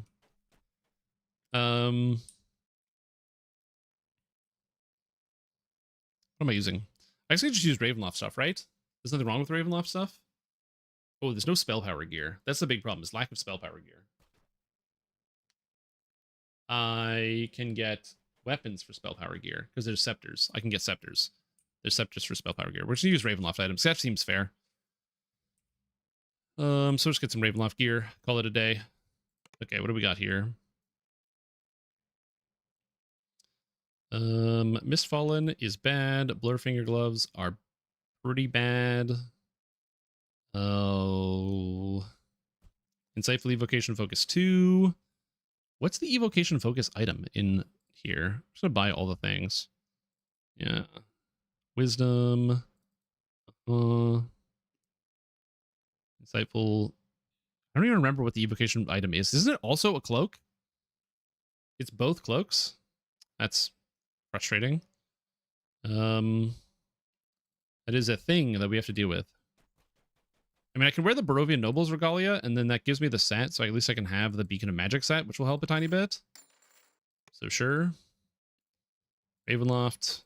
Again, these are old items, so they're kind of out of date, and their stat distributions are not amazing, but yeah, it's the Phase Cloak.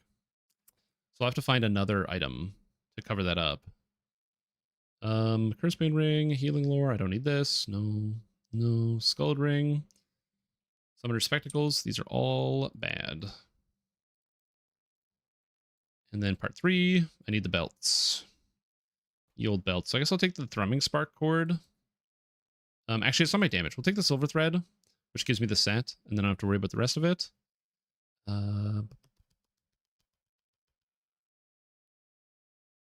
Probably have a shield of some kind. But interesting. Garstones, I guess. They give devotion. It's not horrible. Oh my god, this is horrible. The gear is so bad. Oh, how did we live like that back in the day? What else did I buy any of this? No, that's just the base shield that was just in here. A robe, Barovian Nobles Regalia. Okay, I have a lot of slots to fill, and I got a whole lot of nothing. So, I need to go to the updates. So we need Fables of the Feywild, New Destiny, Hunt to be Hunted, Grip of the Hidden Hand, Chronoscope, Pause and Peril. Where did we get Peril of the Planar Eyes? Was that before Saltmarsh? Peril of the Planar Eyes.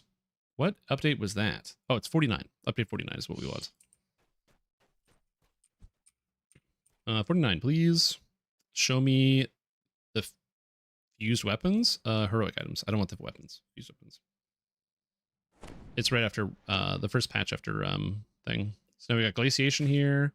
And I guess I can take Radiance. So I can just dual wield these bad boys. You know, I could make the Scepter. That's an option, technically. Osorial's Bracers, Chaos in a Bottle, Ichthynors. You know, I can use Ichthynors, I guess. I might as well. Alright, so I need boots, a ring, a helmet, and goggles. I'm trying to think of what items I could possibly use to fill these slots. I'm thinking... Let's see what the new gear. Let's see if there's any new gear I can shove in here. I meant Fetwild? Me too. He was insanely good even for the time and made people think things couldn't get any better. Yeah, it's kind of crazy. Let's see what we got in here. Probably got some fun toys. Okay, so we need boots, ring, helmet, gloves. So we got boots. Drow Wizard Greaves, Transmutation Focus. Ooh, God. Ooh, God. Insightful Sheltering. You know, I don't have Sheltering at all. That's kind of funny. I don't have Insightful Sheltering at all. Oh, no, I have Physical Sheltering. I don't have the Insightful. So I guess we'll take the Dwerger Crafted Helm and put an ability score on this bad boy. We need boots and a ring. Boots. Enchantment. Improved Heighten. I don't love that. Arliss Skin Boots. That's also bad. Lightning Souls. Lightning Spell Power. Also bad. Oh, I'm not feeling good about this one, you guys. Magical sheltering, spell resistance, insightful spell saves. I mean, it's not horrible. There's worse items in the video game. Drider's vision. Oh no. Jelly sight. Oh no. Lenses of logic. Oh no. Ruler of ruin. Force spell power and spell focus. It's got a spell focus on it. Okay, that's just a spell focus. So that means we can get evocation focus, which I did not have. So that's good. Oh no, there's evocation focus here. That's even better. It saves me on a thing because I don't care about any of this other stuff. So we'll just do that. Perfect. I'm glad this is a ring. That's nice. I guess I'll just take the move speed boots because I just want boots with move speed. That's good. And then I still need goggles. So give me the transformed heroic items. Is there anything cool in here? Are there cool goggles? Cool goggles. Oh yeah, there's the visors of Fruz Ulurub. It's kind of neat, I guess. There's also the hooves of Orcus. This has magical sheltering, but it doesn't have move speed. And we can augment in the move speed, I guess it's fine. So we can just use these instead.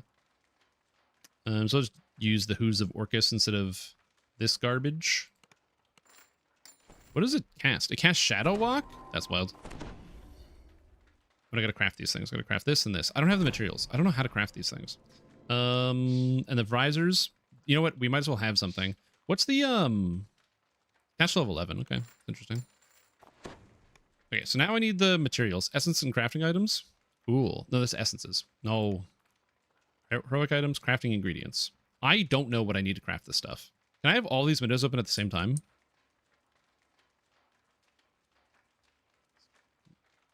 Isn't accepted by this box. Oh, wrong box. Strange Catalyst Forge. It's not accepted by this box. Ooh. Oh, I can't craft on these? Oh, this is this box. Oh.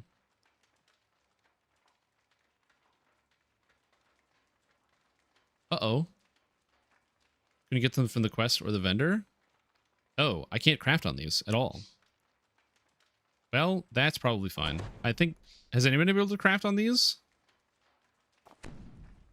Because I don't seem to be able to craft with these boxes. It's like not accepting my item. So I've got a nearly complete item, but it won't go into the... Maybe I need the specific recipe? What is this? This is quality ability scores? So if I go quality wisdom? So I go quality wisdom. Yeah, I won't take it. I know the crafting is in. Yeah, probably not. That's okay. We'll just get some augments and call it a day. Alright. Wisdom.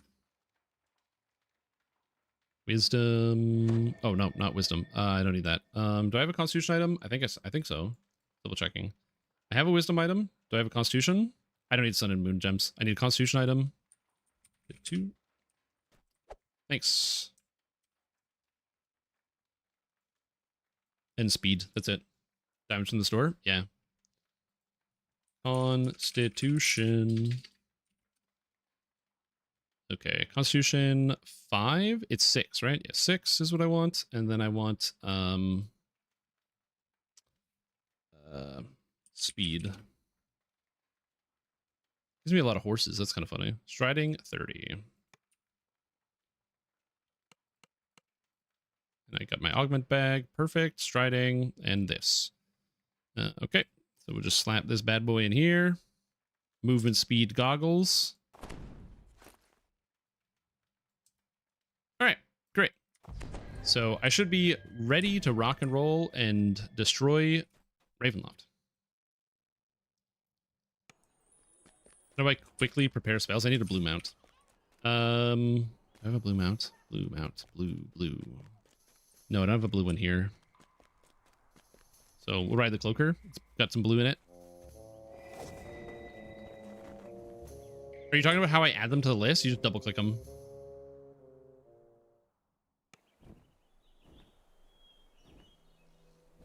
All right, perfect. So now I should be ready to go. Last things last. Maximize, empower, quicken, maximize, empower, quicken, maximize, empower, quicken.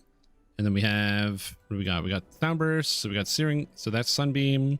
We got this, we got this, we got the Bypass, we got optional crowd control, 28 on Greater Command, 37 on Holy Smite, 38 for Greater Domain of Water, and the cast level on this bad boy is 14.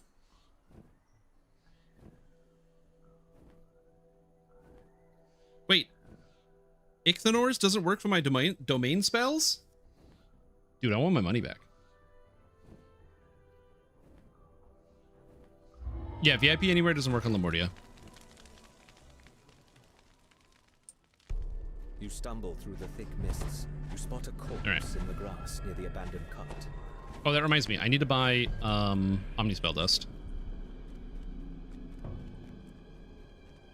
I need Omnispell Dust. Down the road, you hear the sounds of harsh growls. The soldier looks up at you. His face. I'll put this over here until it loads. Do you serve Strahd? Again, we're doing all of Ravenloft as a character whose primary damage is cold, with the goal of Why would someone put so many scarecrows to guard? Right. Doesn't this give like 1,000 Traveler's Trunks? Yeah, I'll just buy a couple Traveler's Trunks, and then I'm also gonna buy can you buy jump augments? No, but I can buy potions of jumping. All right.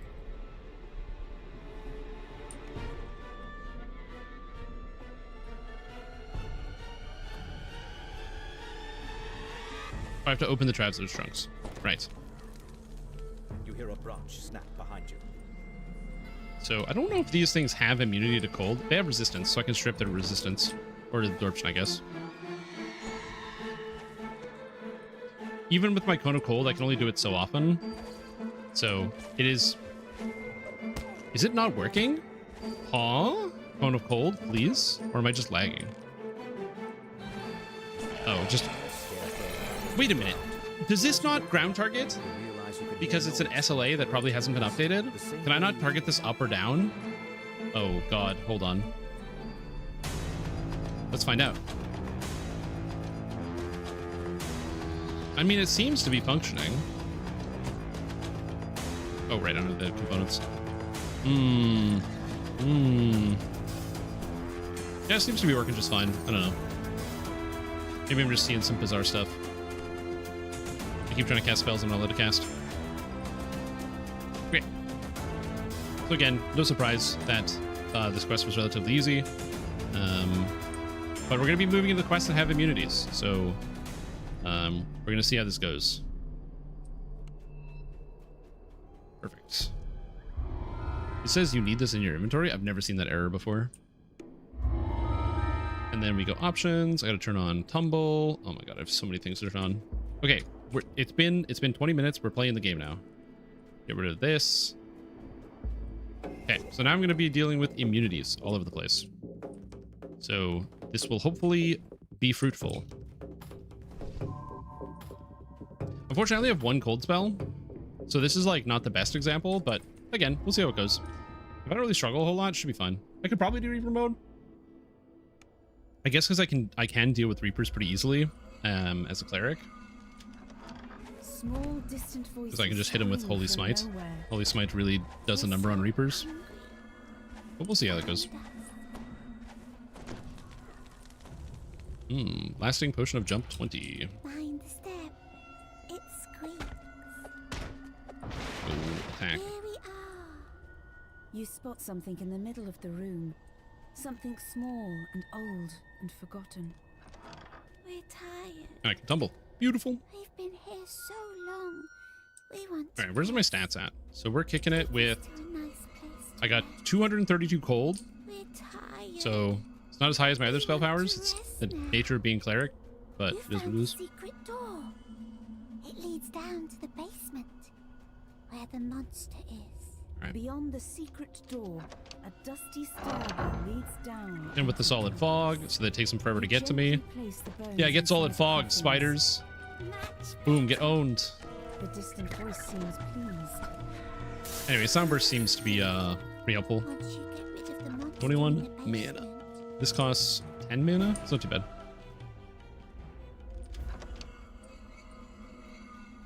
Also, if you wonder why I go around this way, if you don't come through this part of the room, the monsters on the edges don't activate, so you don't have to fight them. It's one of those R10 tricks to avoid monsters. Good old Solid Fog. Solid Fog used to be one of the best spells in the game back in the day. I still think it's very good. Fun fact, when Reaper mode was first added, the character I wanted to play was actually a Dragonborn Water Domain Druid, or sorry, Cleric. And the idea would be use Cold Breath for damage, as well as Cone of Cold and other stuff, but I'd have access to Solid Fog as a Cleric. So when the fight starts, I can Solid Fog over the area as like a debuff, and then do healing and support once the fight actually starts. But look how slow these guys are. They can't get to me at all. I mean, they're actually pretty good at getting to me, but what are you gonna do?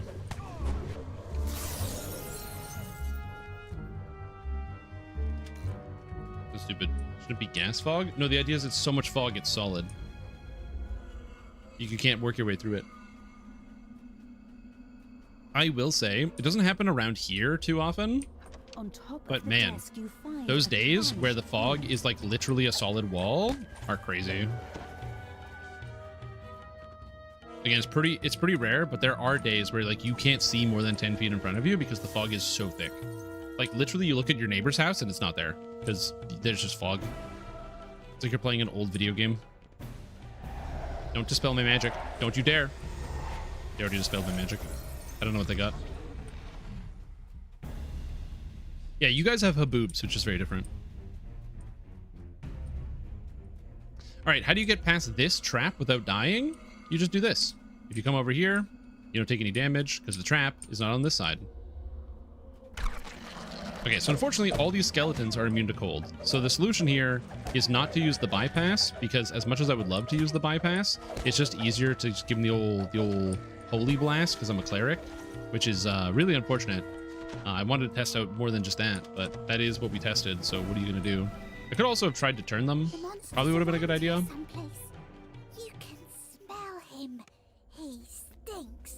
Video games, let's go. Oh, I forgot, I get Blessing of Water, so I get increased will saves, and my cold resistance is 29. My magic resistance rating is so high. What the hell? To play to remove. I want to simplify the game to play to remove a lot of the buffs. Yeah, if you remove stuff from the game, it will simplify it. Do you not like the buffs? Okay, turn undead solves all those problems. So what I'm learning real quick is on the character that I have to deal with cold immune monsters, I can just turn them so I don't have to think about it, which is nice. But yes, when you remove things from games, it does make them simpler. I don't like the idea of removing the buffing element of Dungeons & Dragons Online because it's kind of part of what it is. Although I understand it's not everyone's cup of tea. Not everybody likes the fact that there's like a lot of buffing that goes on in Dungeons & Dragons Online and a lot of older games. There's a lot of buffing. But that is something that adds complexity because it adds layers to your build and it gives you an extra thing to keep up. Elder Scrolls Online is a fantastic example of this, where if you've ever played Elder Scrolls Online, in that game, the way the entire game functions is buffs. You basically have like a couple attack skills, and then you have a bunch of skills that are either damage over time effects or buffs that you're constantly cycling through to keep them up. It's not the most engaging gameplay for a lot of people. A lot of people don't like it, but some people really do like it because it kind of gives you something that you're always focusing on. There's like something in the back of your mind, like a ticker, that's just like keeping track of all your buffs, and you kind of get into a rhythm, and it can be very fun once you get into that. Also, buffs are just one way, like it's a very fast and easy way to add complexity to a game. So what I mean by that is I've recently been playing the convergence mod for Elden Ring, and in the convergence mod for Elden Ring, the one of the ways they added a lot of complexity to the game is with buffs. So every single spellcaster now has different types of enchantments. There's like offensive enchantments, defensive enchantments, signature enchantments, and legendary enchantments. You can only have one of each. But that means you can have 4 buffs active at all times, and they all have different durations. And so part of during a boss fight is I have to like, or when I'm going out in the overworld, I need to make sure I'm like conserving points for my buffs. Or maybe you're playing a character that doesn't cast any, and so you just have a different, you're just playing a different route. You know what I mean? So or like a different type build. So I don't mind it. I don't mind that different games have buffs, and that's how they do it. Some people just like to get in and do the old smashy smashy, but kind of prepping your character is something that adds complexity. So it reminds me a lot of like in Path of Exile. There's a similar thing that happens where if you watch like people, like a lot of different people that do different types of super high amount of damage builds against like big uber bosses and stuff, what they'll do is you'll notice at the beginning of the fight is them like prepping for like 1 or 2 seconds or 3 seconds, casting 1 spell, 2 spell, 3 spell, activating things, and then they one-shot the boss. And again, that's just part of like the layers of complexity of like adding different pieces that stack together. You can make games complex without that, and you can make games fun without that. But I like it. Also, if you don't know how to do this part, Valentina spawns after you kill all the wisps. So once you've killed all the wisps, then Valentina spawns somewhere in the map and you just go find her. Also, the music is like killer loud. What the hell is going on here? Oh, it's at 100. I was like, why is the music so loud? Like, I can't even hear anything. What's going on? Apologies that I left that on for so long. Am I playing the new ESO season starts today? No, I'm not.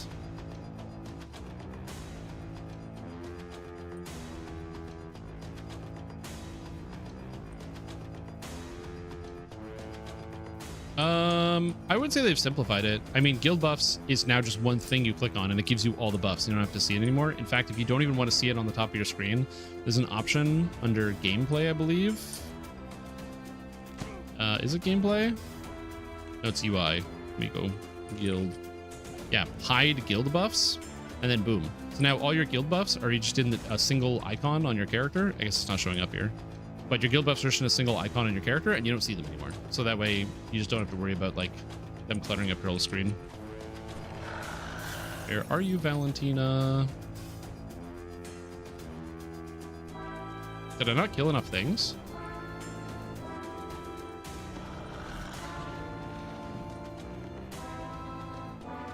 Buff juggling is going to be a thing and arguably done better. I agree.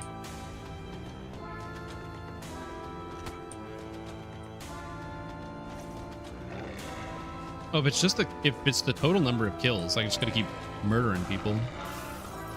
I'm going. I'm killing.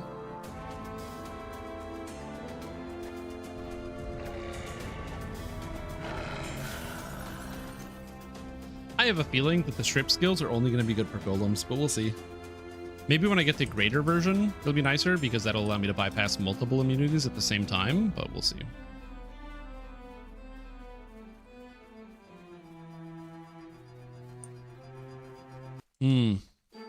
It is me. I am Stream Tom. What's up, Terry? How you doing? Oh no. Oh no. Come back. I want to kill all the wolves, but they're literally running away from me.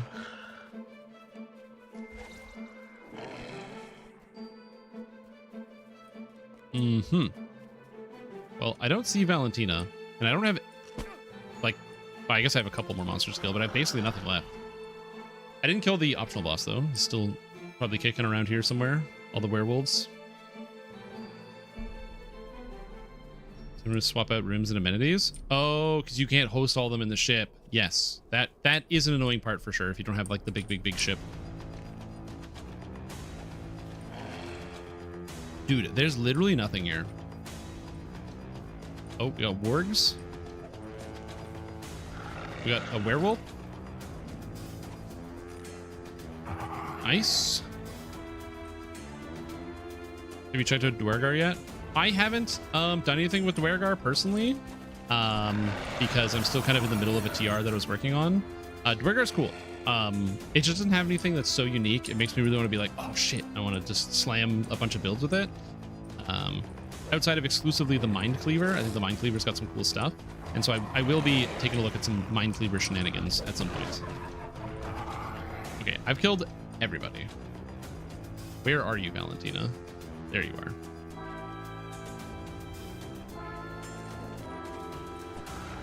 Been sitting at 20 for 5 years. Oh my lord. What spurred on the desire for reincarnation for the first time in 20 years? Don't worry. The problem with Mind Cleaver, or coming up with a Mind Cleaver build, which I will do at some point, is that Dwergar Mind Cleaver is probably going to be really good for hardcore.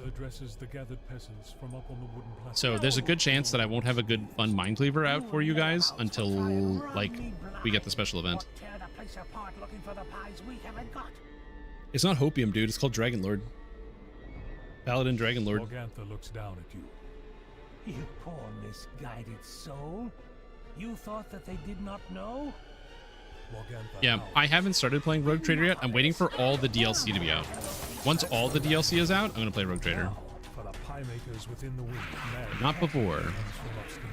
As a dredge climbs, fully formed, out of the bubbling, tarry contents of a cauldron. One shot, kill.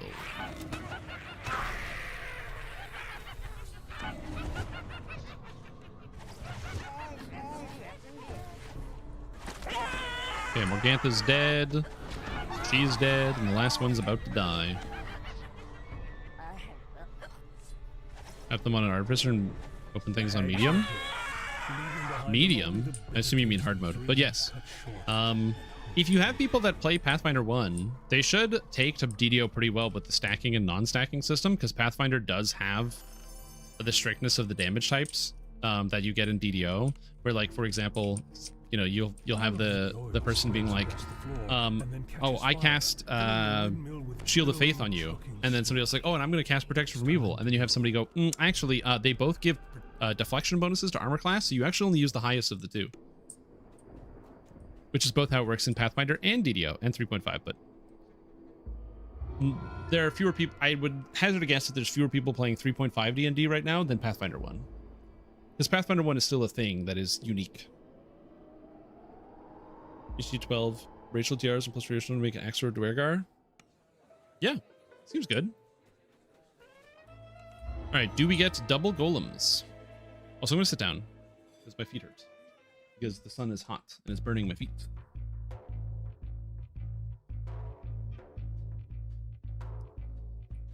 The only thing we know is that they want to do another event at some point in the future. Also, I'm doing this on Reaper mode now. I was not paying attention. Did I do the other quest on Reaper mode? I don't know.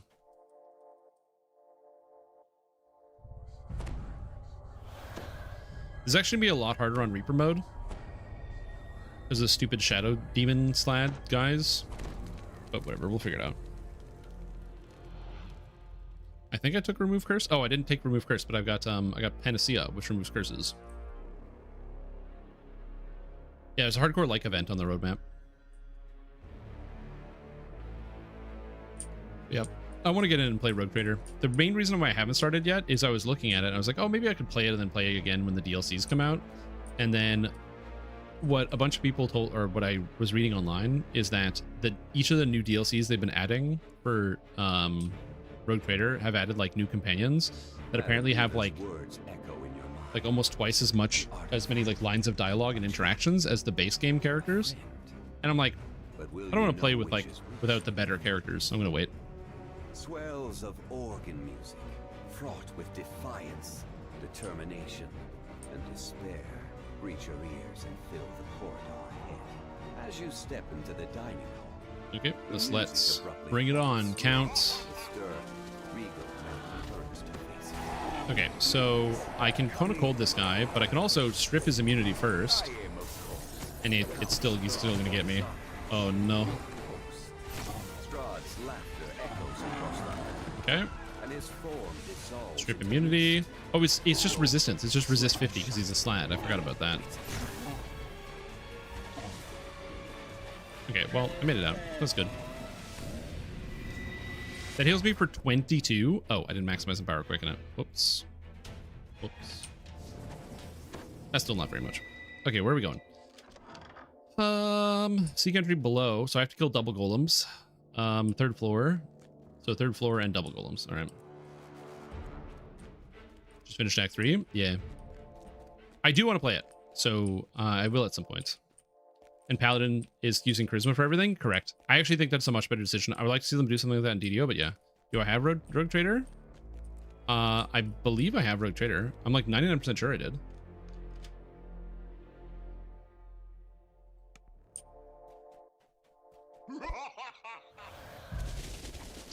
Maybe I'm hallucinating that I have Rogue Trader, but I'm pretty sure I do.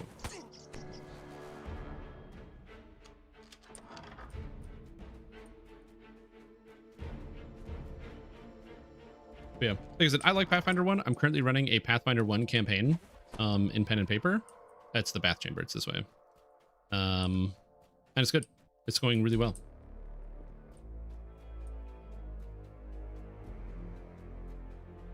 It's funny because the campaign so far, the first session was like mostly combat and the second session was mostly roleplay. And then I think this next session is going to be pretty much exclusively combat. So I'm curious as to how this is going to go. People have to deal with the tonal whiplash. Unchained system? If not, why not? I'm loving adapting Unchained. I'm not using Unchained because I'm running the Wrath of the Righteous campaign. Because I played the video game and then I was like, man, I want to share this with people, but it's a single player video game. But if I get the campaign setting or like the campaign guide or whatever, I can run this with other people and then they can play the video game because it's like the real thing. So yeah, I'm not familiar with Unchained. I don't know anything about it. It just recommended don't use Unchained. So there's that. So this is cool. It does let me kill these faster because I can use Cone of Cold and do more damage. So that's nice. Problematically, the cooldown is on Cone of Cold is quite long, and they make their saves unbelievable.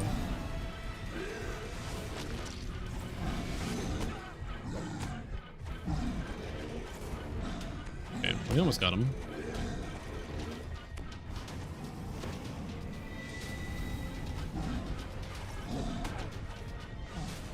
Almost there.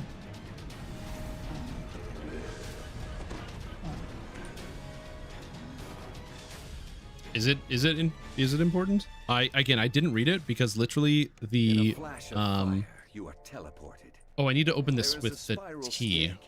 I have a lockpicker right here.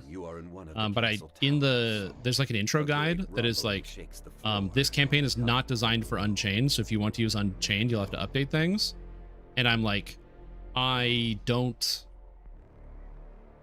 know how to update the campaign thing. I don't have a full enough understanding, so I'm like, I'm not going to do this.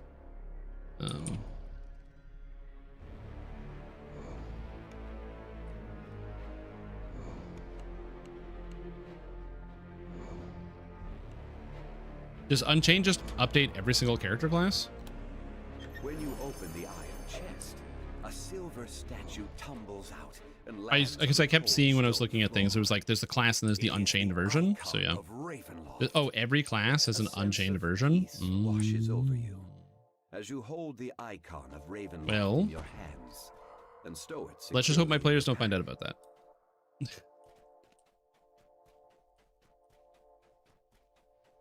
Monks, barbarians, and rogues.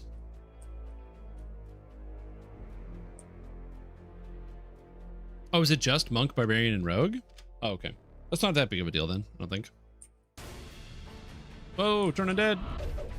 That worked.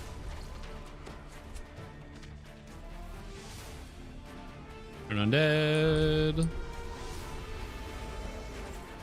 Oh, that was a Reaper. Right. I forgot I put this on Reaper mode because I'm stupid. We need to hit a shrine at some point.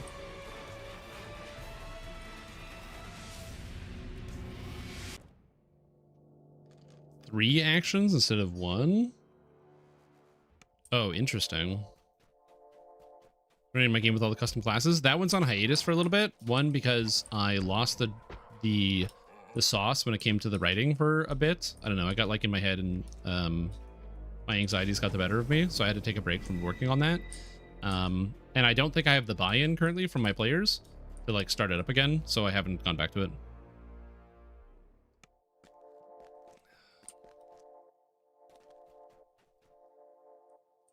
Okay, I gotta try and Reapers are actually undead like some people think they are. I think it's better that they're outsiders. I do wish that I want new Reapers so we have different scarier types of models and things to look at. Different colors maybe. Yeah, if you get 3 actions per turn instead of 1, that fundamentally changes how people interact with the game. So yeah, I wouldn't be able to run the game as Unchained, I don't think. Because then I have to run all the monsters with 3 extra actions, which would make everything a little bit crazier.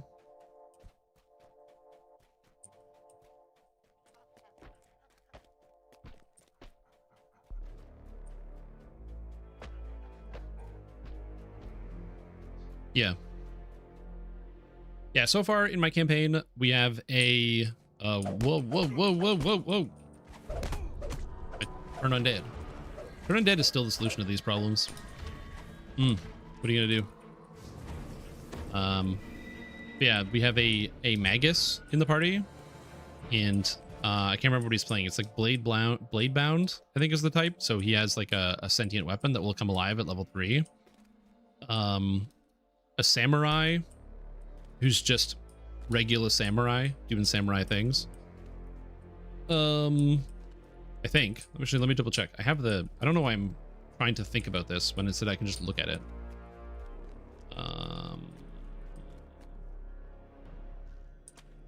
Oh, Sword Saint Samurai. Never mind. He's not a regular one. He's a Sword Saint.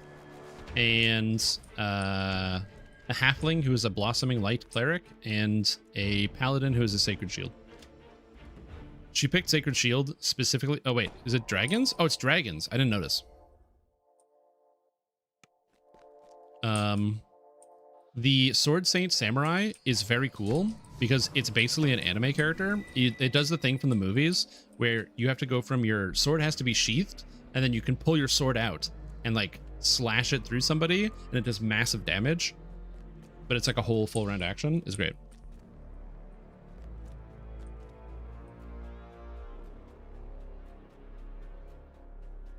All right. Well, that's gonna be fun. And then the person who's playing the Paladin, they're playing a Paladin of Iomedae, which makes sense because it's like Wrath of the Righteous style campaign, or it's literally the Wrath of the Righteous, so a lot of demons, a lot of Paladins of Iomedae. Iomedae shows up later, so again, it all makes sense. But also, she picked Sacred Shield because she doesn't want to learn how to cast spells, and so she's like, this Paladin archetype doesn't get spells and gets other abilities. That's way easier. Then you roll a bajillion d6s. Oh yeah. All right. So now you want to know how you deal with this? This is how you do this on a first life character that you accidentally went into this quest on a higher difficulty on.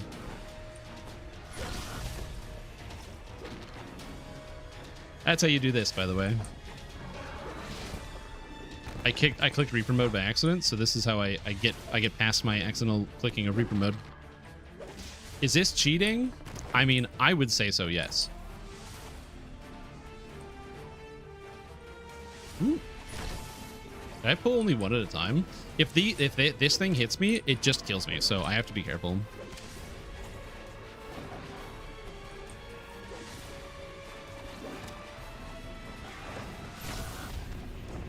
Why does this quest end with 4 dragons? I don't know.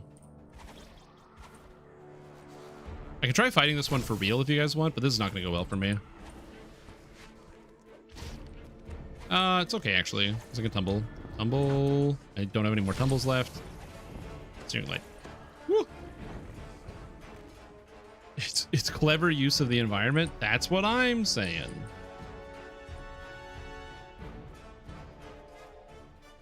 Chili and strength got bored. They get bored, but I do great damage. Yeah, stacking up charisma on your armor class for literally everything gets it's good, but yeah, it can get boring for sure. The icon of Ravenloft is still there. You have done Use those however you want. Oh, I see. Wonder if you will cross paths with Esmeralda again. See, I like the you get a standard move, swift, and reaction and all that stuff. Under the impression that everybody gets at least some of those. The main issue is when you have classes that don't have swift actions, or classes that don't have I mean, reaction is just an attack of opportunity, but yeah, classes that don't have things they can do, that's where it becomes a bigger issue in my eyes. Okay, so that didn't go too bad. There was a couple issues where I was a little slower, but overall it didn't go too bad. So let's go to House Jarasco and level up, and then we're going to work on the rest of Ravenloft.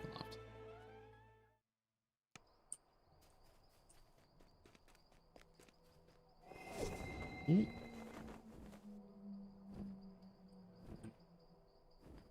4 players in tabletop, yeah. Oh no, lawnmower guy's right outside the window.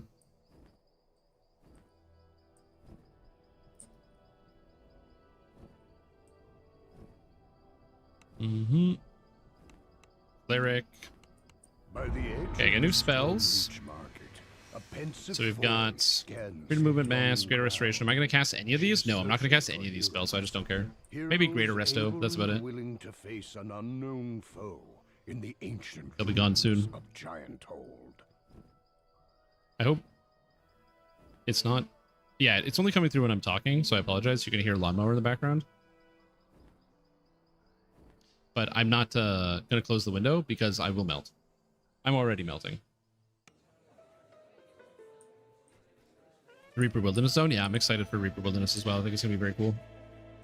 All right, time for Argenvost. I can't hear it at all. It's so loud. I literally can't hear anything else. No, bad. Bad brain.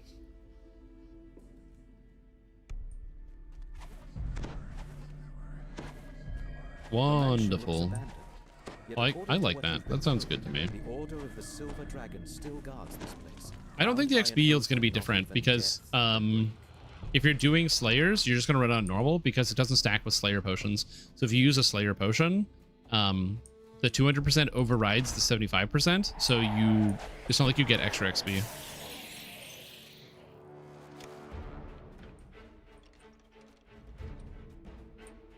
Yeah, that's why I have to make sure I'm talking right in the mic. I gotta eat it.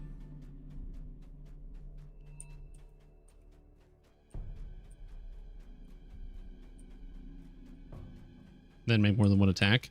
Do you, so in Unchained, do you only make, is there no full round action for attacking or no?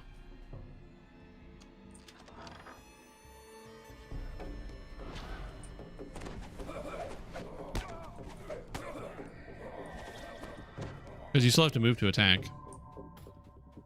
9,000 Slayers? 9,000? There's no way that can be right.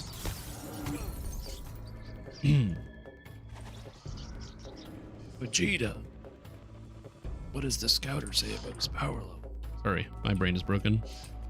Yeah, also, yeah, you're gonna want to do it normal for the getting the kills faster. Maybe if it's like the higher tier, like that's a bigger deal. Don't dispel all my magic. I hate dispel magic. It makes me angry.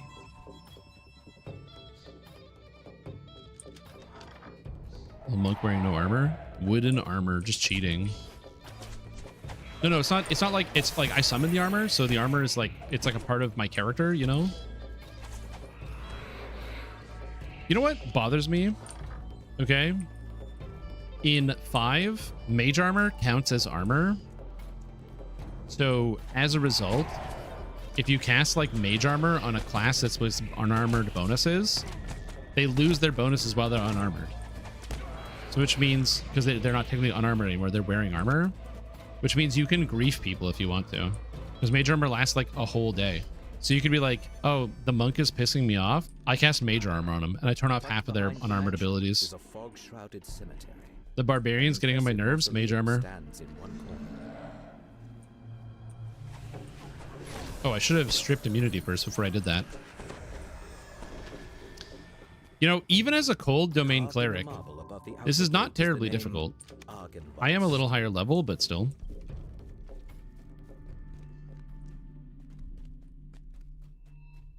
Yes, that's something I don't really like. Does it require a willing target?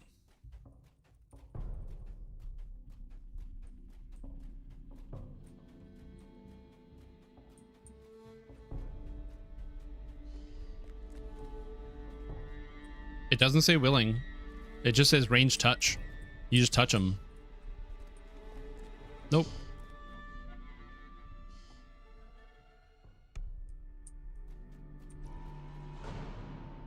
Oh, touch a willing creature. No, you're right. It's the first line of text. Damn it.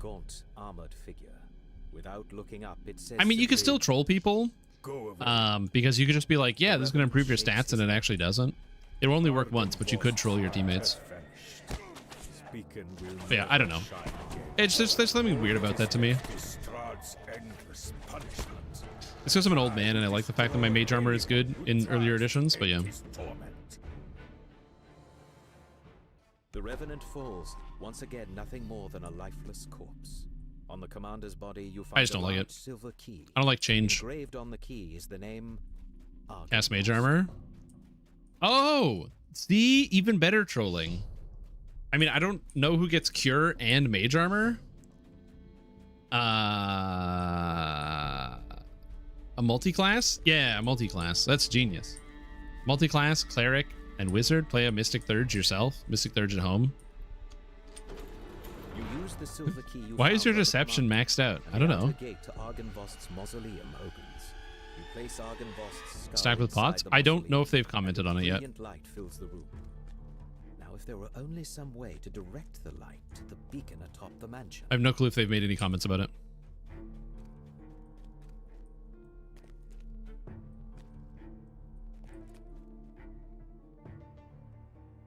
A lot of walking in this quest. Just forget about that. Oh, bats!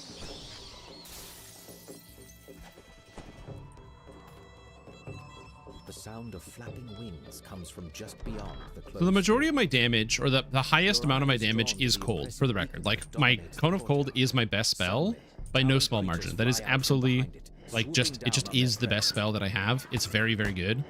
And I'm able to kind of use it effectively whenever I want. But then on top of that, I also have, no, not the Soothing Apathy.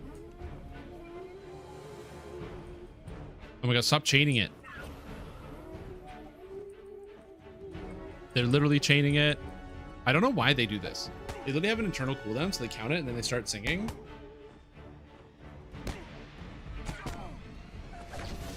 I was just unable to do anything for 24 seconds.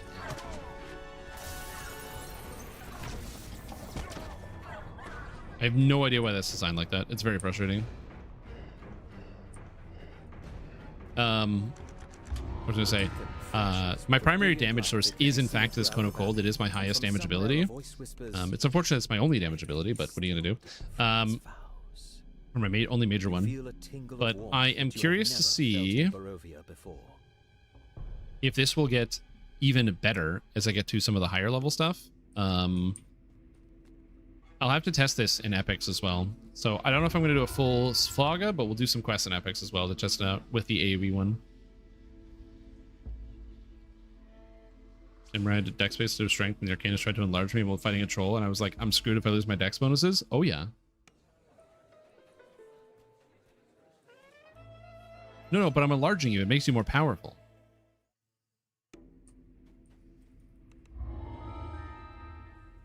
Okay.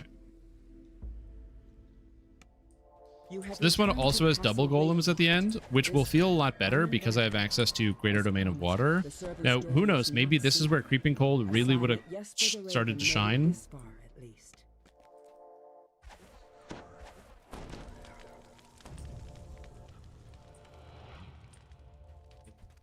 Jesper's last report says he went But I think the answer that's going to come to is Piercing Cold or the piercing spells are basically only good for bosses, or if you really have no other way to do anything other than monotype damage, which is going to be relatively rare. So are the piercing feats actually good? I'm currently on the fence about it. I think it's definitely good for raids, and I think it's definitely good for, like, again, boss encounters. This is the South but Tower like stair. Following it all the way to the top. Again, for like this character, because I'm playing as a cleric, I'm just gonna turn undead all the skeletons, right? Or like cast holy smite. Like I'm not gonna debuff every single thing and then cast Cone of Cold. That's insane.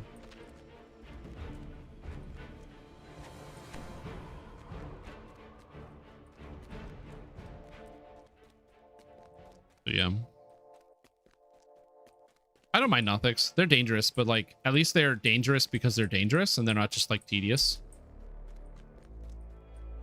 Compares to 5 as far as to teach a new person, even to teach RPGs in regards to you want to X. Sure, there's a way to do that. I'm trying to think of the right way to describe this. So there is a benefit to 5 that you don't get in some of the older RPGs, which is that because the numbers are lower, anybody can always succeed at everything, which is obviously not the best in terms of a mechanical standpoint. Like, you know, if somebody is trying to do a difficult skill in pen and paper 5 is a roll of 20, and like anybody can make a 20. You know what I mean? Like 20 is not outside the realm of possibility. If you have like a +1 on a stat, you can make the 20 because you just need to, you can roll a 19 or a 20. Like, it's not an insane possibility versus in other editions, like in like Pathfinder, if you have to roll like a DC 35 on a skill check, there's just some you don't make it because you don't have the skills for it. And so somebody who says, I would like to do something like semi role play, but they are like, I want to do X, Y, or Z type of task or skill. I want to climb this thing. I want to jump off this roof and slide and, like, you know, dive bomb through the window and do whatever. In 5, one of the benefits of that type of system is you can just look at it and just go, okay, make whatever check. And you can make arguments about like the types of checks that you're making. So you can be like, oh, you're going to make a, you know, you're sliding through the window. This is a very flashy move you're doing, so call it like an acrobatics, but you can use your charisma if you want. Like, you can be flexible with how you kind of manage and monitor all the different skills and how they get used. You can even say, oh, make a strength check, but you can add your proficiency because you're strong. Like, what if, you know, what if it's like, oh, we're doing like, somebody wants to do you want to lift a boulder or something, and it's like, oh, if you want to lift a boulder, okay, no problem. You're gonna make a strength check, but you know, your character is you know, maybe a half giant or something, so because they're so big, you get to add your proficiency to it, so you can just be more flexible with those types of things. Whereas again, in Pathfinder 1, that is not as easy of a thing to do because you have the more specific skills, which is good. So you can be very specific about what you want to ask people to do, but it does mean that it's less flexible insofar as if somebody wants to attempt to do something and you're not fully familiar with what not skills you should use, it's harder to fudge. I think we need more meat for our pot. So I will say, because 5e has like really low numbers and is kind of like, yeah, just use whatever you want, you can just fudge the numbers a bit and just kind of make the character or like kind of make anybody fit in any situation. Whereas Pathfinder is much more rigid in the sense of like, if your character has a skill trained, you can do it. If your character doesn't have the skill trained, you can't do it. That's it. Go away.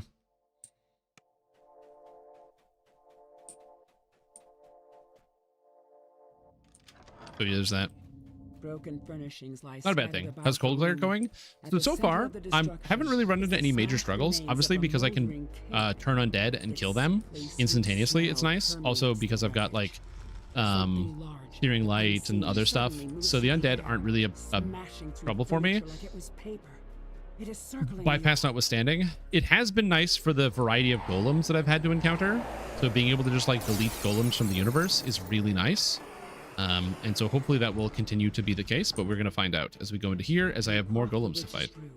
And you watch as your body evaporates into a fine mist. By strength of will alone, you push yourself through the tiny tower window and take solid form on the inside. All right, bypass immunity. I forgot to cast that ability, and then we start fighting. And then he's got resistance goes down, bypass immunity again, blasting this guy. Boom, put a cold. That guy's dead. I got the crit, and he's dead. So the fact that you can bypass resistances on golems and things that are traditionally immune in small quantities, like the boss fight, that's actually kind of nice. I really like that. And the cooldown, once it's 2 seconds, I would be able to go like bypass, and then get them both. Or in epics, you just go bypass, and now you're blasting them. I think the 2 seconds is going to feel quite good. I think it will feel quite good once we get to 2 seconds. Should you play Water Domain Cleric? No, but you physically can, and that's cool.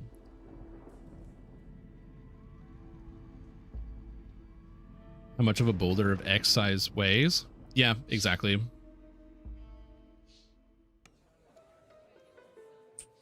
Yeah, they don't do the half levels. They just do if it's a class skill, you get a bonus, which I like.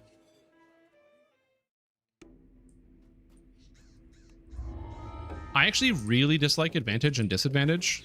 It is a system I don't terribly like from 5. I think it's good in some areas, but I think it's there's a lot of areas where it's not as good. I like the more numerical element of the game. Make a strip AoE, but Hellball should apply whatever strips you've taken.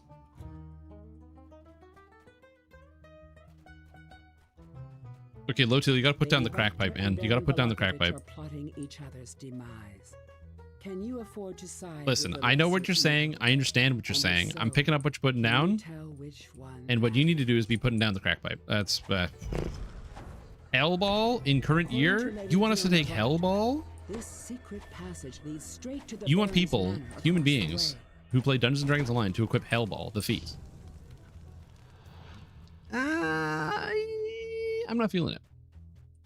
Honestly, though, that does sound like kind of a sick idea. Being real, that does actually sound kind of fun. Okay, so everything's on top of me, and they're on the solid fog. Damn, these guys got solid fog. What the hell?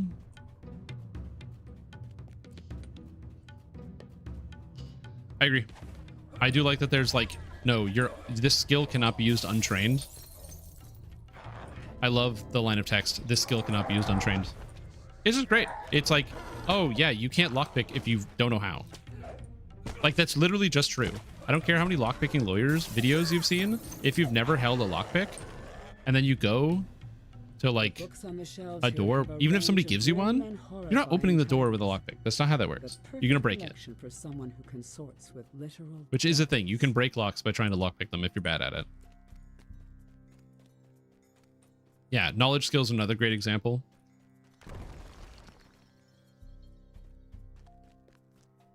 This must be the dungeon under the They make chains and nice and fun to play. True. His videos are mostly great. Yeah, I like the lockpicking lawyer. Good videos. Very consistent. He's definitely somebody who has like made mostly the same thing forever. So if you're looking for somebody who makes almost exclusively the same thing over and over, there's your guy. On the left and reverberates throughout the Baron's manor. Knowledge medicine. I think it's just a holdover from other things. Also, knowledge medicine is not the same as application. True fact.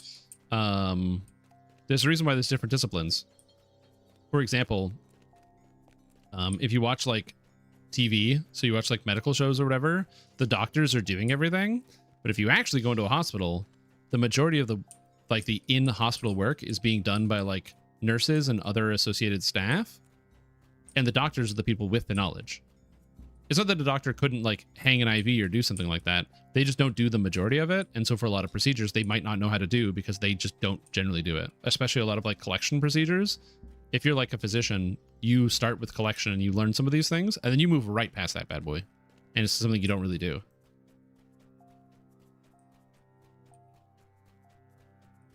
Especially depending on the type of doctor you are.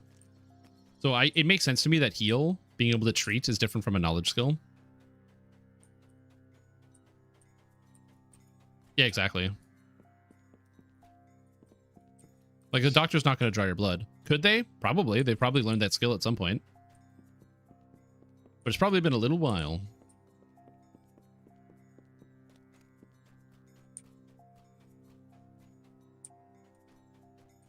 Yeah, that too.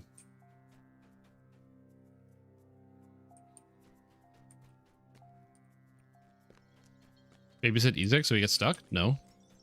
I've never had him get stuck in my entire life. Literally never.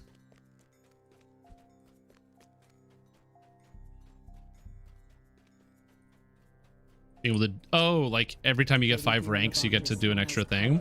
I kind of like the... When you put a certain amount of ranks into a skill, you get a secondary benefit. I do like that. I don't like the fact that it's kind of hidden from the player.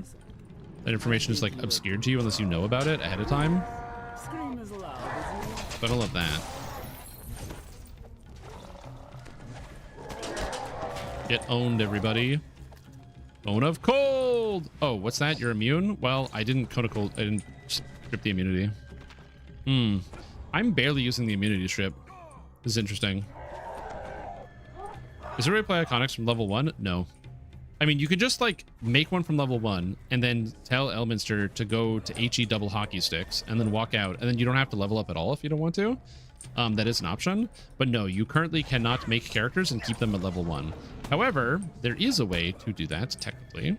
And the way in which you do that is whenever there's a new hardcore type event, you can then make a iconic and then force it to be level 1, and it takes your experience away. That is something that you can do whenever there's an event like that. So there'll be an event happening this fall. The feature to be able to make an iconic at level 1 is something people have requested for a very long time. I do not know why you can't do it, but it has been a long requested feature. And they have the tech to do it in the game right now. So yeah, I don't know.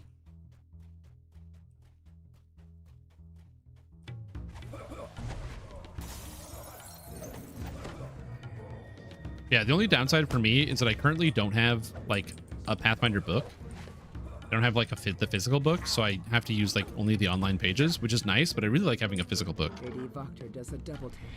Oh, yeah, and this is where it's like, oh, there's a room full of undead. On the one hand, I could try to like cast a bunch of stuff, but instead what I'm going to do is I'm just going to like use my AoEs that are not, that are like cold, or not cold, sorry, and then kill everything. So yeah, I think that the first one, the piercing, is good for bosses, but that's basically about it. Or maybe like a single monster, but you're always gonna have a secondary way around it. I do like it though, especially for golems. This is like anti-golem tech. Am I gonna take this or the bigger version in every character? I don't know. We're gonna test it. I'm gonna do some experimenting.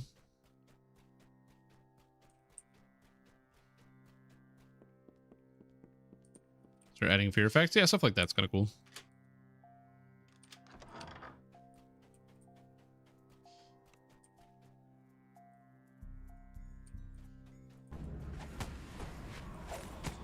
I don't know how I feel about the idea of if you like the critical, like the extra criticals or the extra critical fails.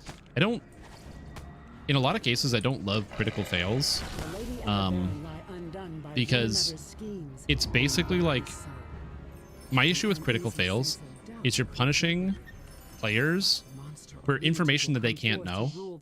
So an example of that would be like, there's a whole bunch of critical fail nonsense where it's like, oh, you critically fail, so you break a thing, or like, you know, you fail so bad you like swing your sword and you hit a rock and it like chips your sword and causes it to become damaged or something. It's like, if a person is taking an action and they can't intuit what the outcome is going to be,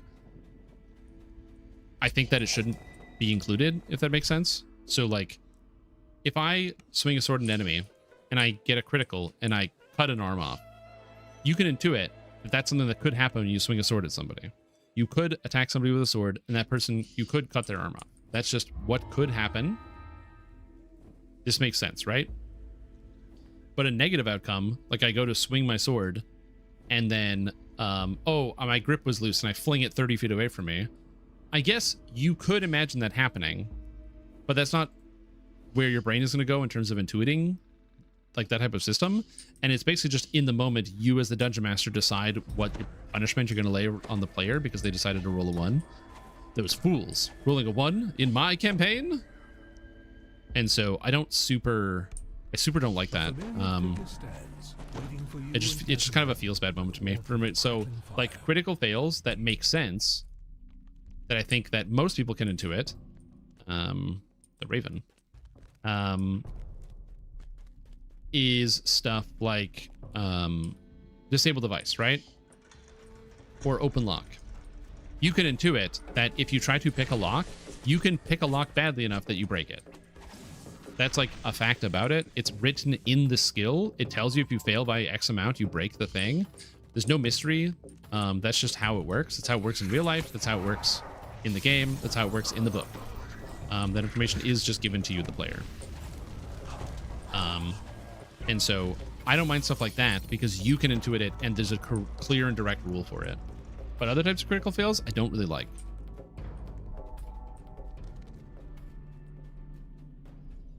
Whoop. Goodbye, Shield Guardian.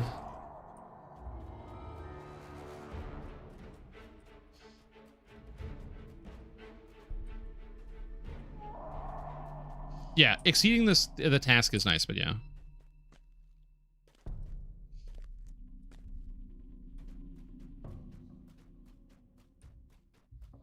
Friendly fire was no longer a thing. Yeah. It's one of those things that depending on the circumstances, you can maybe add something that's like kind of funny. So you can play around with it, but I think in general as a hard and fast rule, I wouldn't include like the concept of a critical fail in the game unless the outcome is like known to the person who's going to try to do it. Because again, when you're trying to do something that's abstract, it's not fair to have someone assume everything about an encounter. So like in person, if I am going to like perform some type of task, so if I'm going to do some yard work, right, in real life, I can understand and assume the risks because I can see everything around me. I'm in my yard. So, like, if I decide, oh, I'm going to use the lawnmower, I know what a lawnmower exactly looks like. I know what it sounds like.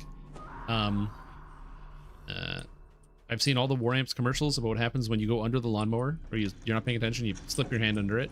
It's not good. I know that. Other people know that. We all know what these things mean. And so, it's like an understandable situation. But now that's not analogous to then giving a player, describing a dangerous device to them, and then having them use it, and then if they roll a critical fail, they permanently injure themselves on it because they didn't understand the context of the machine, what they were looking at, what it's supposed to be shaped like. You have a picture in your mind, that person doesn't. If that makes sense. So I don't like critical fails just because it's hard to understand the entire implications. What I do personally as Dungeon Master is I hit people with the, "Are you sure?" I love hitting people with the, "Are you sure?"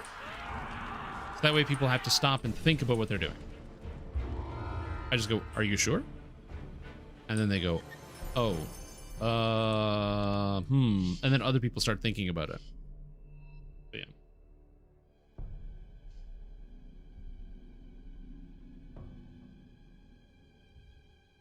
So yeah. Just to make sure that people understand that there are stakes. Because again, there's a lot of stuff that you can't intuit.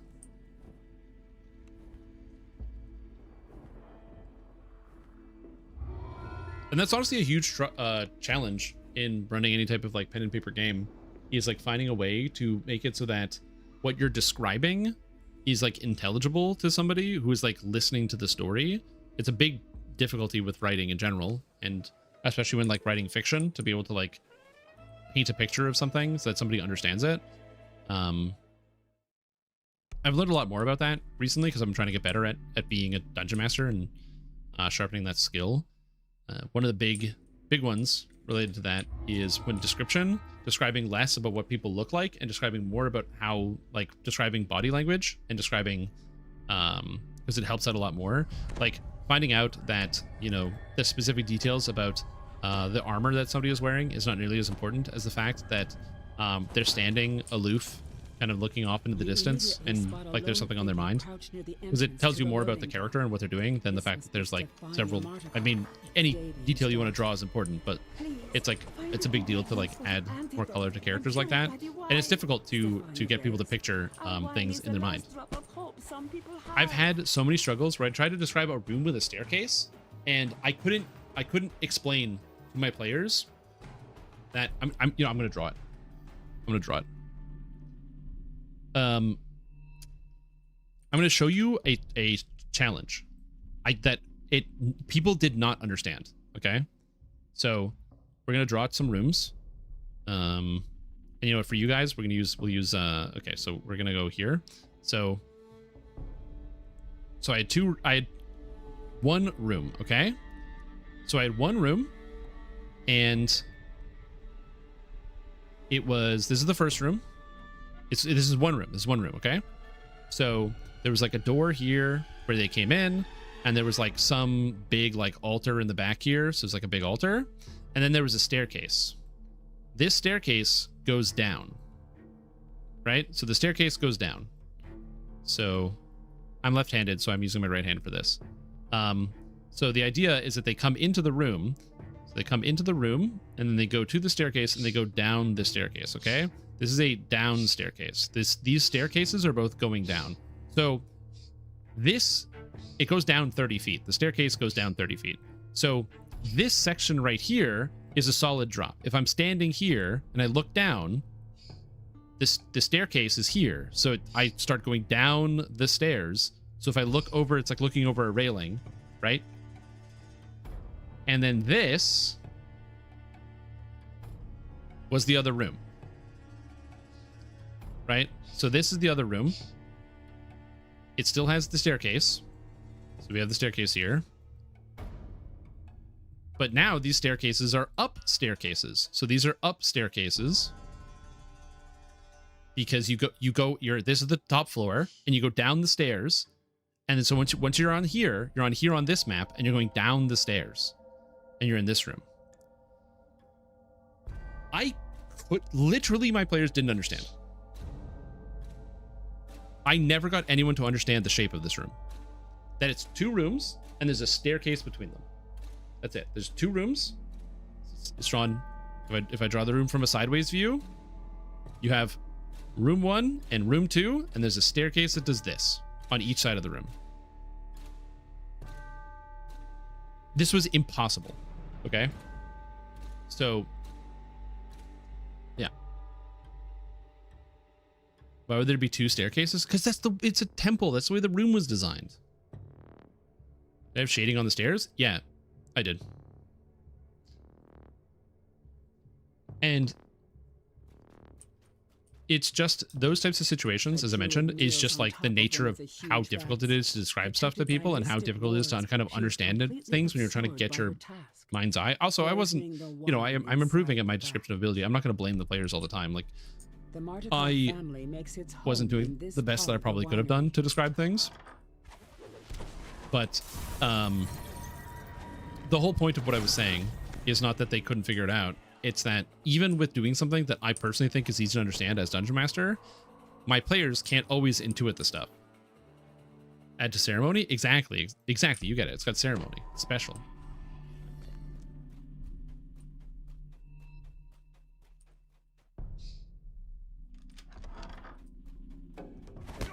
So yeah, it's just a it's difficult for people to intuit stuff when they can't physically see it and they have to imagine it, and that's the reason why I don't like using critical fails, because if a simple room like that is difficult to intuit, imagine how hard it is for, again, other types of circumstances where people can't imagine what the dangerous consequences are. So usually if there is going to be a consequence that I'm gonna layer on the players and be like, oh, this thing could happen, XYZ, I will usually be like, I'll hit them with the, are you sure? So that way they think more about it and they take more time.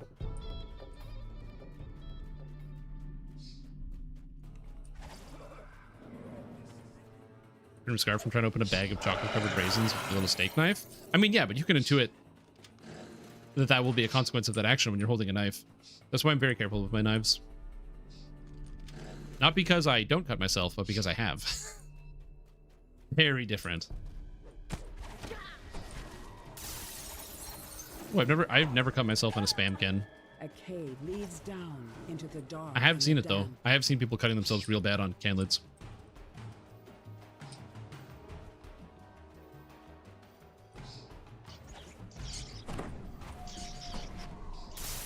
Lost your knives. You probably have a lot of scars.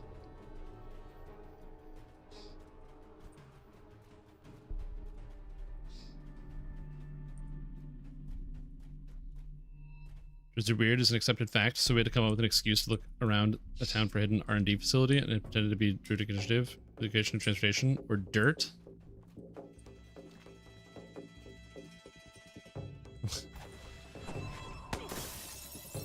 I'm not gonna lie, I was reading what you wrote, and I was very intrigued.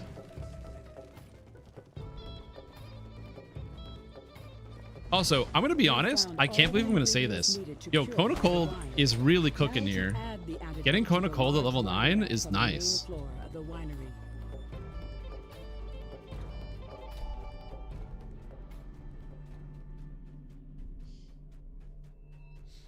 Is that I don't mind if somebody rolls a 1 and you decide to role play something happening, right? So imagine it's like, oh, you rolled a 1 when you tried to do this, so you like clipped your finger and now your finger hurts.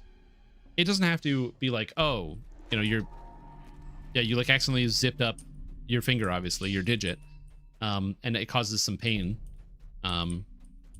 It's not going to affect the numbers of the game. It's just a thing that happened, and then you give that up to the players, and they can now begin their own version of storytelling. You know, oh, okay, what does this mean for my character? My finger hurts. Maybe I'll be less hesitant to do, or more hesitant to do a certain task because my finger is in pain. And you give them that as a role-playing option, as an example. That's usually how I like to do that sort of thing, but not as a direct punishment. And is replaced with a sweet smell of fermenting grapes. Thanks to you, the Wizard of Wines will produce one more vintage. Oh my god, I'm out of water again. I need to get some more water. I'm melting. Your dog shit, you need better knives. You don't need better knives. You just need to take care of your knives. If you've never sharpened your knives, it's a good idea. Either get them professionally sharpened or buy a whetstone and do it yourself. And no, the honing rod is not a sharpener. Which confuses many people, including myself, before I learned what the honing rod was. Because you see on like all these shows, you see the chefs, and they'll be like whoosh, whoosh, whoosh, with their knife, and they're like using the honing rod. And then it turns out, so then there I am, like 22, being like, oh yeah, I gotta make sure my knife is nice and sharp. That's not what that does. It just aligns the steel so it cuts better. It's a good tool. It's an important tool. It's a good part of this process, but it is not a knife sharpener. I'll be right back. I gotta grab everything. I'm bottle cap and smack the bottle hard surface to get a geyser of bubbles. Oh yeah, of course it's gonna explode. I want to slap glass and hope it doesn't kill me. That's a great idea. Turn a can opener, shoot twisting horizontally. Pops off, it doesn't leave a sharp surface. Yeah. What is the human meta? The human meta is that there's a lot of really interesting feats right now, Cirrus, and I think people are going to start playing human more often to get more feats into their build. There's a lot more feats now, and unless you really need something out of your racial tree, the extra feat might be more valuable because there's just better feats. It's not a replacement for actually sharpening your knives. Yeah. All right, I gotta get water. I'll be back.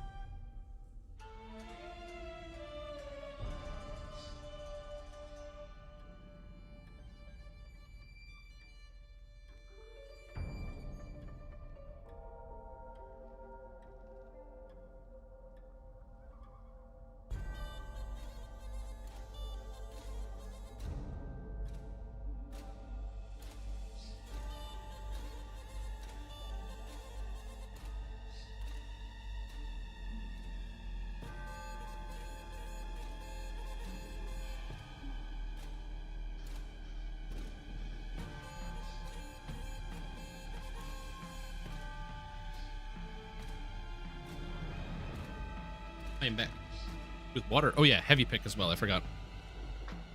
Heavy picks are going to be the meta. So I gotta cool down. Use my little dino fan. Ah, there we go. The worst part is it just blows hot air at me. It doesn't feel cool at all. It's literally just blowing hot air, which sucks. Because it's hot in here. The solution though.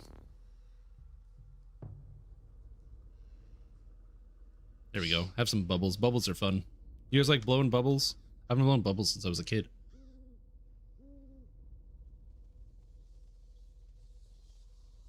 Is it hot in there, or is it just me?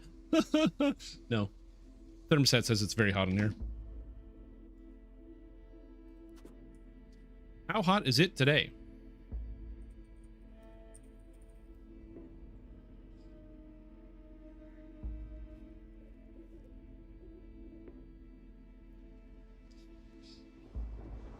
Feels like 40 degrees. I love that.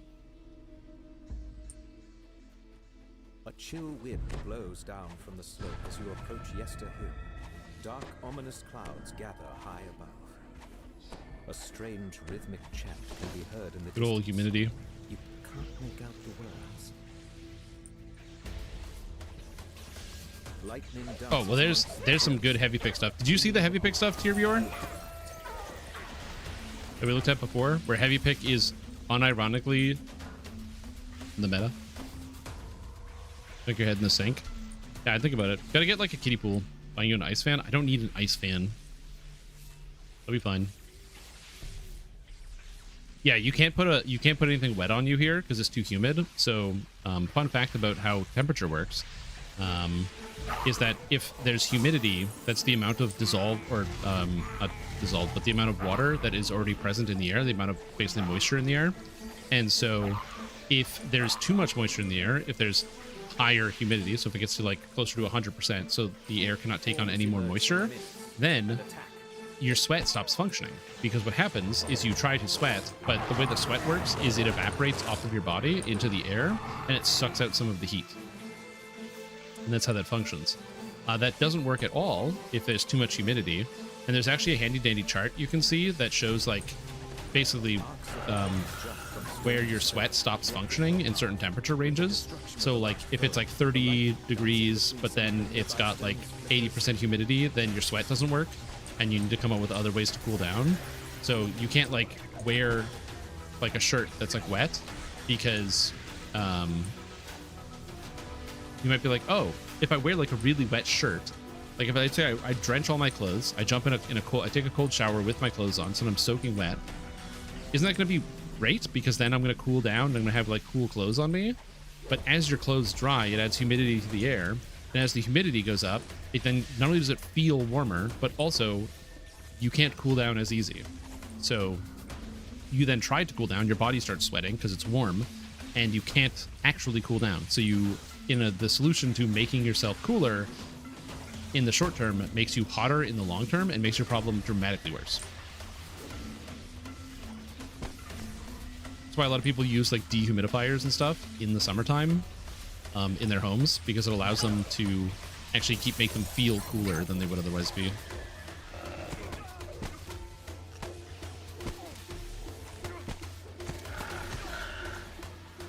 Oh my god, AoE. The heavy pick tech. Would you rather I tell you about it or show you? Show you means you gotta wait a bit. Tell you, you get the information right now. But you don't get to see it. You have to imagine for yourself. You run humidifiers? I've never had a humidifier in my life. It's humid here every day. The idea of a humidifier is just baffling to me. The chanting grows louder as you approach the crest of the hill. And show us later. I guess I could do both. There's a new heavy pick that has the paralyzing effect on it. And I will show you what that does. Do not let them disrupt our ritual. Attack! And you might think it's pretty straightforward. Oh, paralyzing. Okay, I know what that does. Oh, no. It has the paralyzing effect. Oh, God. I am getting murked here.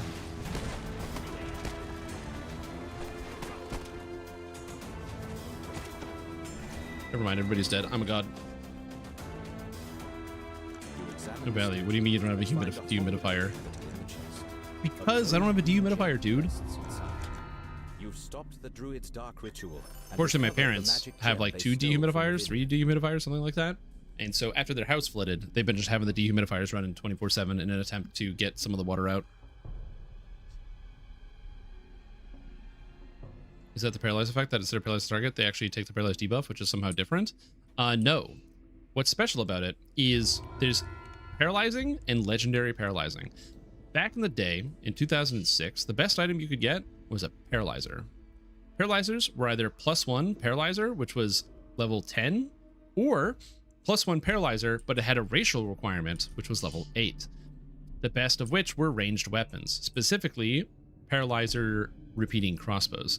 A paralyzing repeating crossbow went for gajillions of dollars. The reason why it was so good is because every time you hit a monster, they had to make a DC 17 will save or become paralyzed for 10 seconds. Really, really good stuff. However, as time went on, paralyzing got worse and worse because obviously DC 17 doesn't hold up. Common weapons with paralyzed today is stuff like the Elemental Bloom.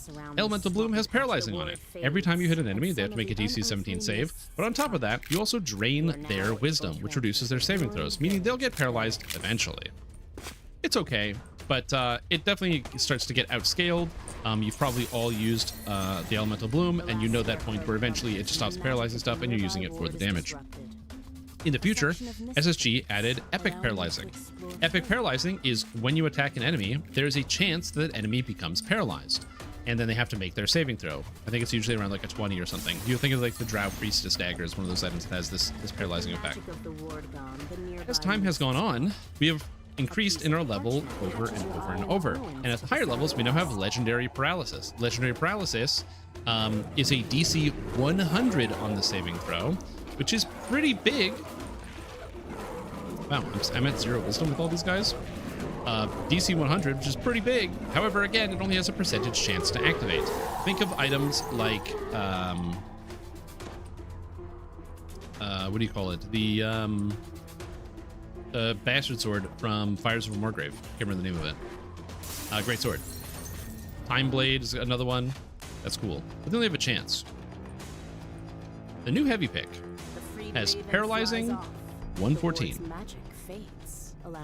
What this means is that on every attack, the enemy must make a DC 114 will save. And if they fail, they're paralyzed.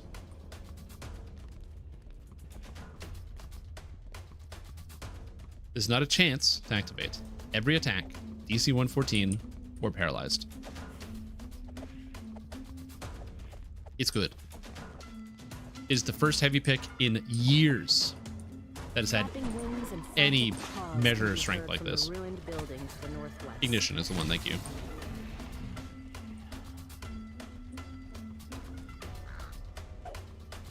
Yep, yeah, if an enemy rolls a 1, they automatically fail. With the ward disabled, the mists part, revealing the ruins of a mansion. The only exception is when it's player facing. Why are these guys just doing nothing? Because players can make it so that they don't fail saves in a 1. Is DC 114 going to be high enough to matter? Oh yeah. Sounds of weeping can absolutely. Further into the room. Because here's the thing. With DC 114, I don't want to spoil it too much. Monsters, their will saves is usually their lowest save. So that's why crowd control is still quite good, because monsters traditionally their lowest save is in fact their will save. So it works fairly well on pretty much every single monster in the game. Not all of them, but a lot of them. And then even the ones where it doesn't work that well against, here's the thing you have to remember. It's every attack. They're going to fail eventually. Even if a monster is a 1, like a 100, they're going to fail eventually.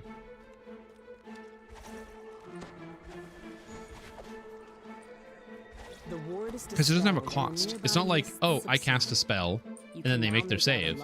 You're attacking 5 or 2.5 times a second. No, it's actually not. It's archers. They have the highest will saves. Archers have the highest will saves. A raven calls loudly, as if it's trying to get your attention. It's really counterintuitive. I don't know why it's archers, but it's archers. Go to any endgame expansion, the archers are always the hardest ones to hit. The grateful raven flies off. Good. Far off in the distance, one of the wards protecting Baba Lysaga's hut fades. Yeah, it's quite good. So like I said, I will be doing my best. I will showcase it after this, once we're done with Ravenloft here. Because I want you guys to see it. It's one thing to hear about it. I want you to see it. I'm going to get you guys to take your eyes. You're going to put your eyes into the screen, okay? So get your phone out, put the stream on your phone, then take your phone, put it right here, okay? So you can really get a good look. If you want, you can start doing that now at prep.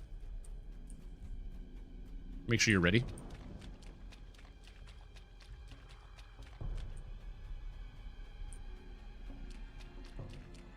A nearby raven croaks excitedly. All right.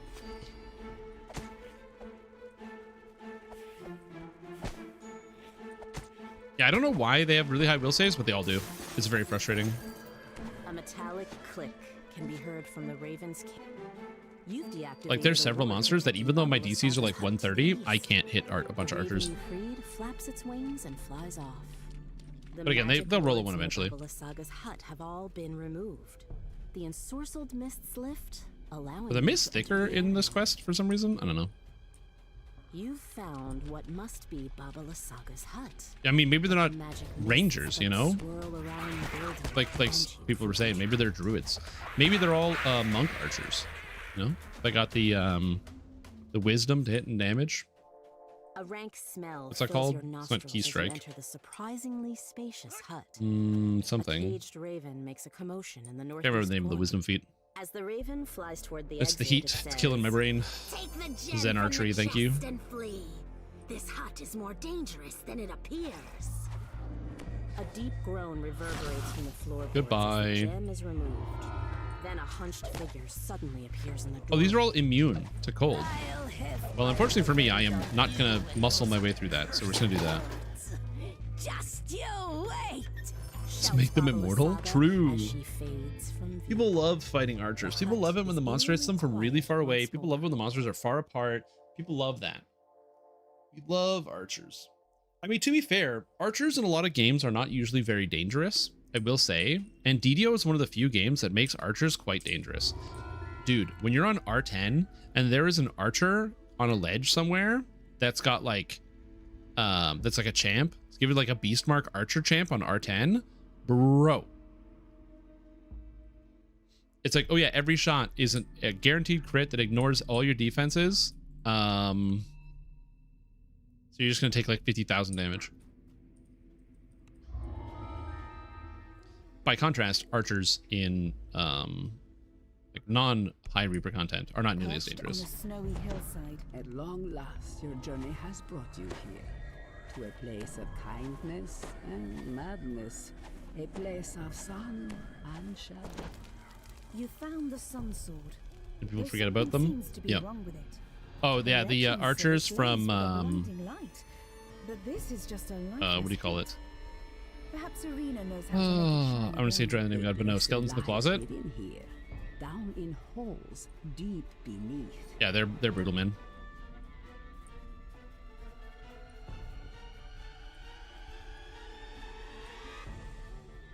I didn't pay attention to where the key is. Where's the sun sword? A blessing lies hidden here, down in the halls, deep beneath. Oh, it's in the halls. Okay. Oh, I forgot that Hunter Be Hunted also has that. Wait, do the archers get more power? Well, so here's the thing. I don't know if this works, but in Mark of Death, you just turn everything to stone because the CC lasts forever. Or you hit him with the Warlock freeze. You know what? With the bypass,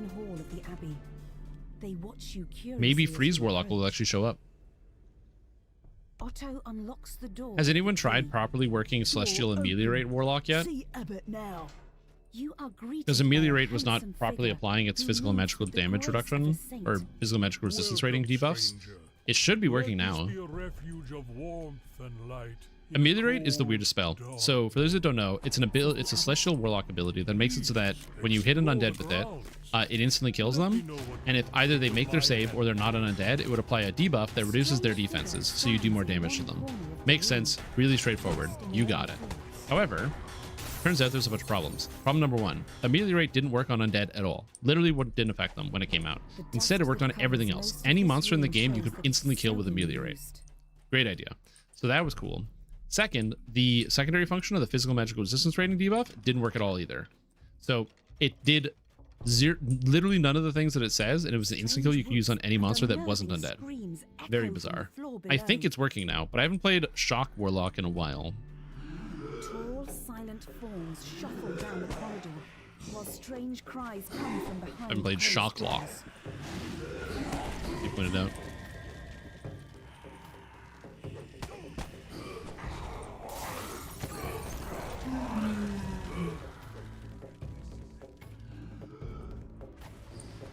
Yep. Strange creatures burst from behind the doors, shrieking madly. Shrieking madly. Okay, those are these guys. Hit him with the old stun.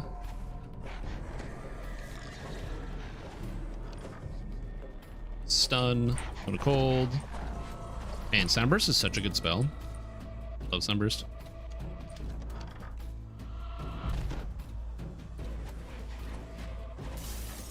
Well, the thing you have to remember about Celestial Warlock is like the best melee Warlock. It gets access to Prayer and Bless. For those that deep underground. Where's the Sun Sword?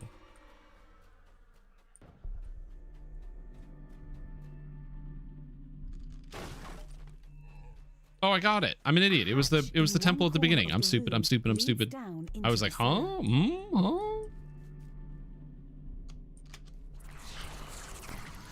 But yeah, they make good undead, or not undead, melees, because Bless gives +6 to hit and damage, or +6 to hit, sorry, and Prayer is +6 to hit and damage, so that's pretty huge. Holy Aura is also a really nice spell to be able to pick up. So I've always played Celestial Warlock as a melee type character.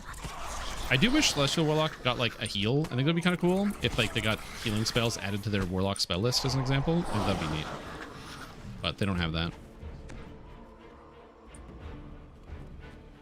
In 5, is there a Warlock that gets healing? I don't think so, but I'm not 100% sure.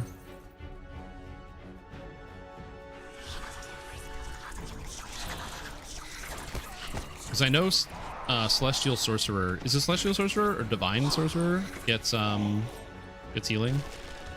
Basically like a favorite soul at that point.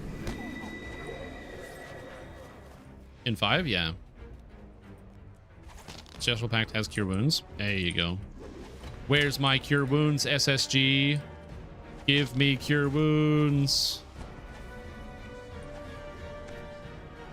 225 mana is enough for the fun plate.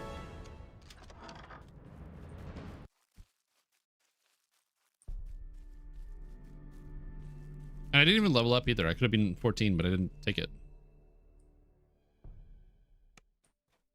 Melee DPS Warlock archetype? True.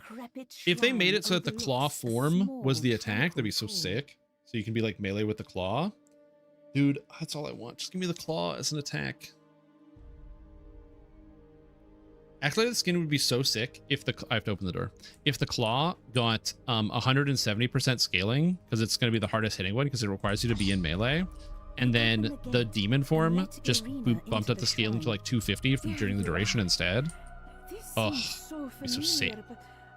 But I'm sure I've never been here before. Sneak attack calculated the skin. Ah, perfect. Thanks.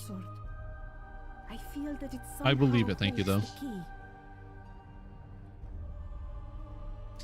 You can legitimately do sneak attack Warlock now with Arcane Trickster, which is kind of cool.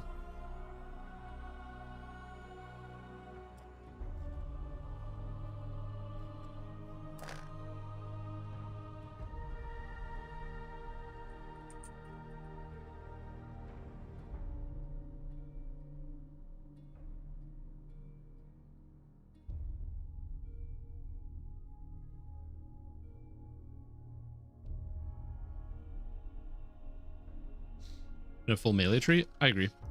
Acolyte of the Skin needs to do something. It just needs, it's missing a piece. I don't know how else to describe it. It's just missing something. The defensive abilities suck.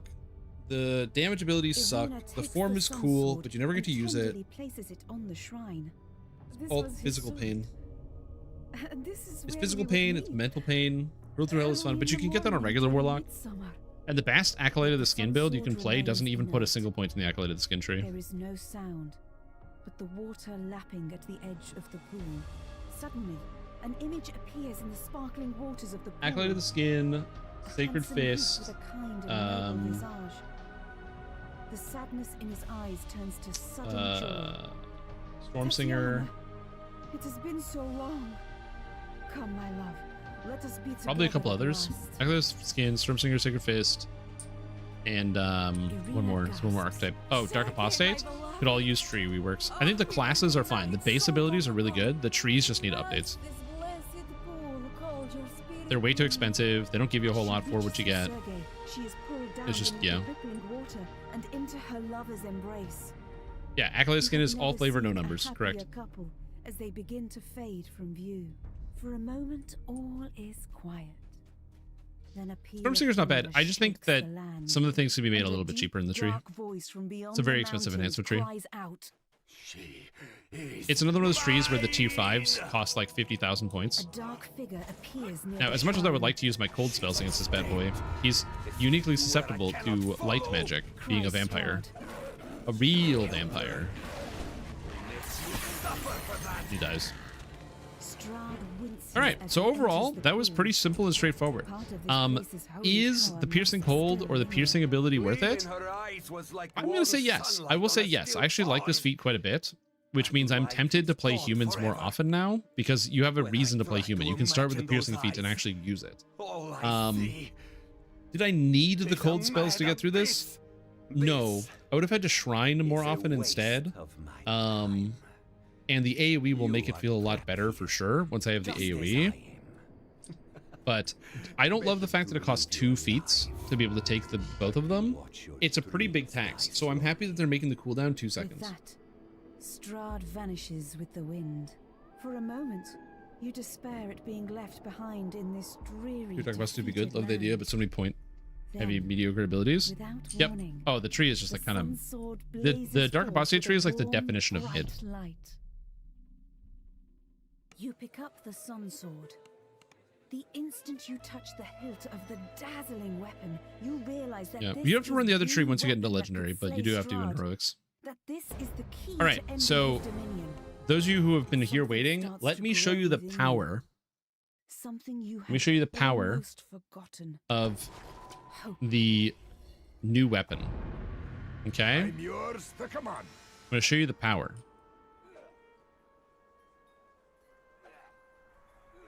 I'm loading still, I think. All right. Are you ready, heavy pick users?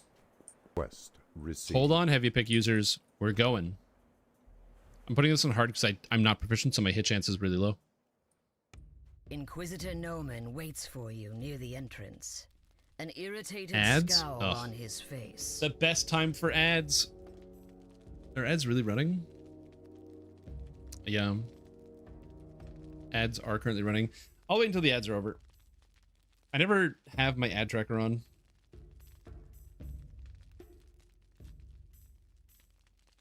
A little late. Ad 1 of 80. True. We need more ads. The ads run automatically. I have the minimum amount of ads physically possible. Okay, ads should be over. I need like a better dashboard for managing this stuff. All right. Novice, stay near me. They do run at pretty bad moments. So here's the magic of this heavy pick. You're paralyzed, and you're paralyzed, and you're paralyzed. My hit chance is so low. You're paralyzed, and you're paralyzed. And you're paralyzed. You're paralyzed. And you're paralyzed. Every single hit.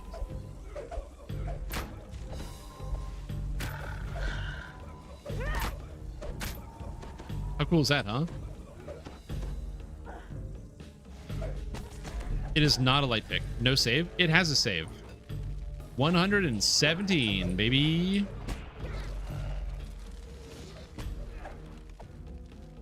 I can't take this into higher level content on this character because I'm literally not proficient. I can't hit anybody with it. But, yeah. This will work on everything. I just can't use it in Chilla Ravenloft because I can't hit enemies. I have to roll a 20 to hit them because I'm not proficient. Can I get proficiency easily? Can you buy Master's Touch Scrolls? I think you can. If I can get proficiency easily, I'll show you how it works. Switch to ES? Never. That's pure madness. Master's Touch. Master's Touch. That's level 2. Give me a Master's Touch scroll. Master's Touch. Oh, it's not a thing I can get. No. I have a solution.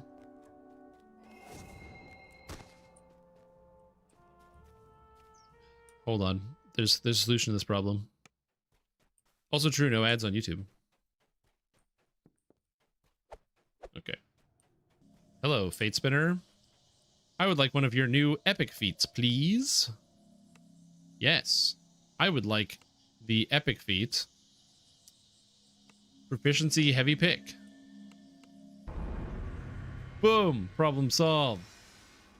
What do you mean I'm not proficient? I'm proficient with anything I want to be proficient in.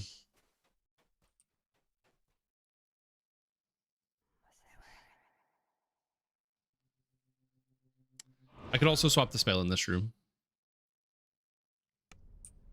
It's okay, I solved my problem. It's all good.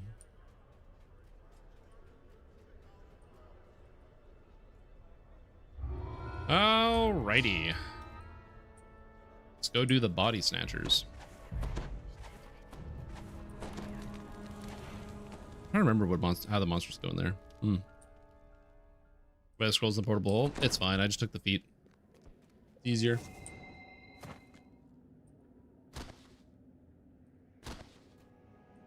Portable hole makes sense though. They have pretty much everything in the portable hole. Warning, my hit chance is still going to be low. I'm going to miss a lot. I went the wrong way. I'm blind. Yeah. It's hot, okay? I can't think straight. You guys, and you're insulting my buffing capability. Alright. Reaper mode, body snatchers. Okay. Lamortia content has some of the highest defenses of any monsters in the entire game. Do you guys think I'll be able to stun anything with this heavy pick? Well, I hope I don't die, because the rats hit really hard. That's the bigger problem. The rats just hit hard. The woman asks you to find the body of her cousin Arvid. Miss. Oh, they're making their saves. We got a paralysis. We got another one. Oh, look at them. They're paralyzed and they're dropping like flies.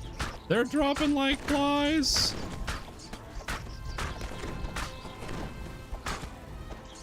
So if I was hitting more often, think about how much you'd be able to paralyze in here. It's not going to help. I'm plus 45. I need to roll a 16 or higher to hit these guys.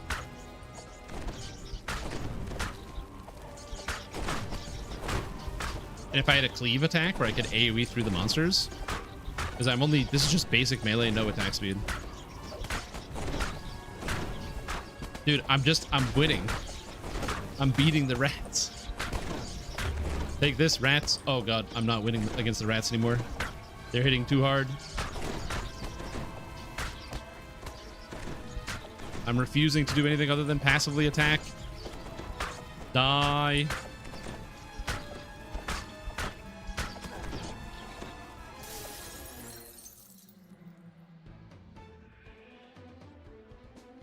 Yes, Soul Eater, Shocklock, melee meta. I mean, yeah. It's not the Death Aura, it's the Mantle. It's Frostlight, dealing damage. But still, not bad. Anyway, so that's the power of this new thing.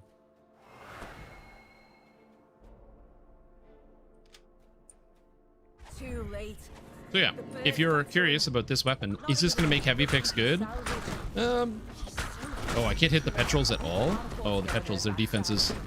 They're too tanky, man. They're too tanky. Oh, we got another one down. Oh, it's because I'm grazing. Grazing. Hit. Okay.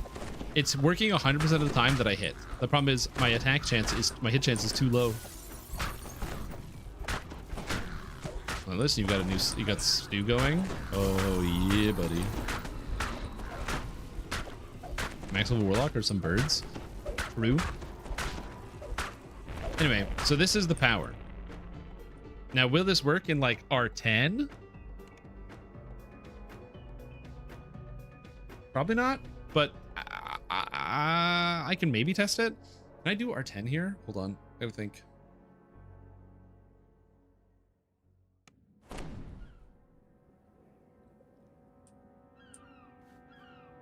Get a cleave? I don't have a cleave, dude.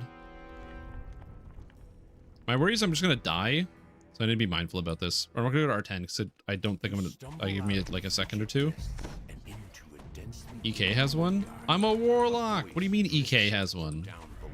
You want to go do a lesser TR Nothing. to add a thing? This one before we got This here. guy and his madness. The woman asks you to find the body of her cousin Arvid. She thinks that body snatchers. Okay.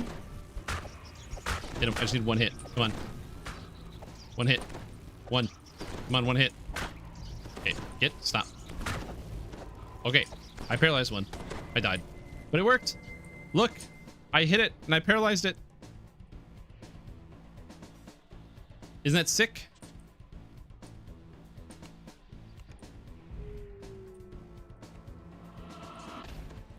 Oh, the elemental fury is immune. Oh, this is immune to paralysis. That's so bad for me. I was like, why is this thing still chasing me? Oh, yeah. Anyway. Combo with Mind Cleaver, AoE range Sunder. Yeah, you could throw the Mind Cleaver, true. Just on melee attacks, doesn't work on casts? Correct. It's just on melee attacks. If this did work on spell casts, it would be Turbo Giga Broken. So it doesn't work with chains because this is a heavy pick. You got to go all in on the pick. This ain't no fair weather pick user build. This is a heavy pick. Either way, excellent weapon. Will be used a lot. I think people can use it all over the game. Now you might be like, oh, wow, Strim, that heavy pick seems really cool. Can I get a lower level version of one? Oh, yeah. Like, use your weapon? No, it doesn't. What build am I doing? Oh, this? I was just showcasing a heavy pick. This is my pure Warlock DPS character. Yeah, DC 117 is fine.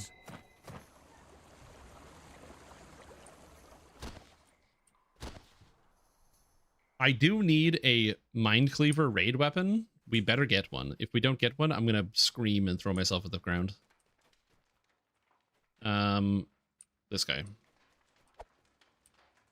Heroic items.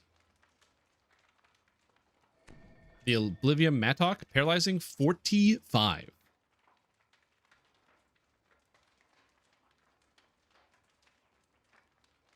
That's good through the entirety of heroics.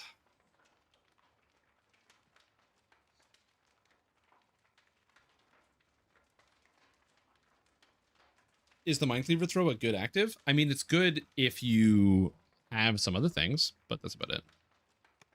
Anyways, I'm gonna pause this for a sec. Okay. But yeah, that's what I wanted to look at.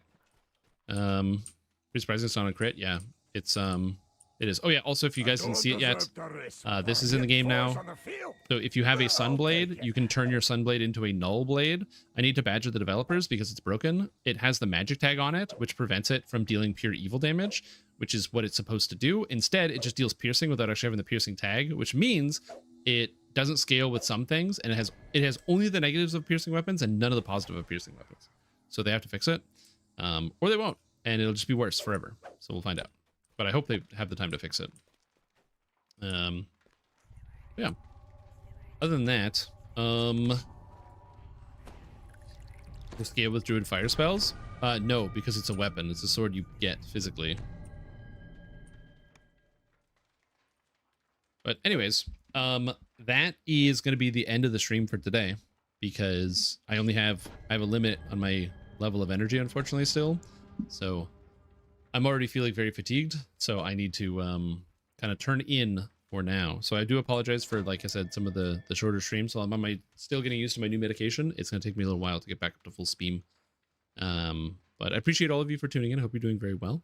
I will be back tomorrow with some more Dungeons & Dragons Online content, and it will be a good old fun time. If it's hot where you are, make sure you're drinking lots of water so you don't melt and die. Yeah, I'm excited. The new human meta. I don't really like playing human characters just because the extra feat. When I was a kid, I always loved playing humans because you got more feats at level 1, and that means like your character's more powerful at level 1. But then other races have other things: dwarves with their stone cunning, elves with their bonuses to search and spot, which isn't obvious, or like the resistances, immunity to sleep, different types of effects that get better in the future. But human is like right out of the gate. It feels really good. in DDO, human was really good, and I feel like it's lost some of that power over the time. But as we've gotten more and more feats, I think they're coming back. Humans might be back, but yeah, we'll see how that goes. Anyways, thank you for watching. I hope you all had a fantastic time. Thank you so much for tuning in. If you like what you saw, consider following the channel. If you didn't like what you saw, you don't have to follow. That's okay. But I appreciate everyone who tuned in, checked out the stream. And yeah, we will be back tomorrow. Oh yeah, upload the thing. I should do that more often, huh? It's a good idea. It's a good idea.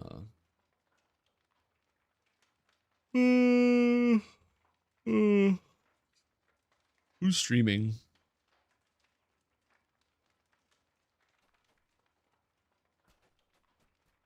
Let's see.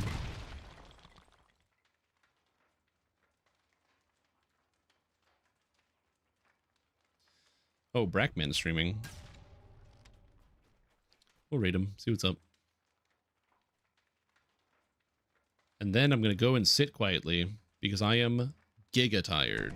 Thank you, medical conditions. Anyway, thank you guys for watching. Hope you had a good time, and I'll see you tomorrow. Bye-bye. All right, and now the Twitch stream is off, and now it's once again you and me, YouTube chat. That's right, human's back on the menu. It is true. Human is, in fact, back on the menu. Wasn't hiding into my feelings there. It is weird because, again, I haven't liked playing humans for a very, very long time. Actually, fun fact, around 2014, 2015, that era, almost all my characters were humans because humans get the +20 healing amplification right at the beginning. And I love healing amplification. It's one of my favorite stats. I find it very satisfying to just make it so you just heal more. Very satisfying ability.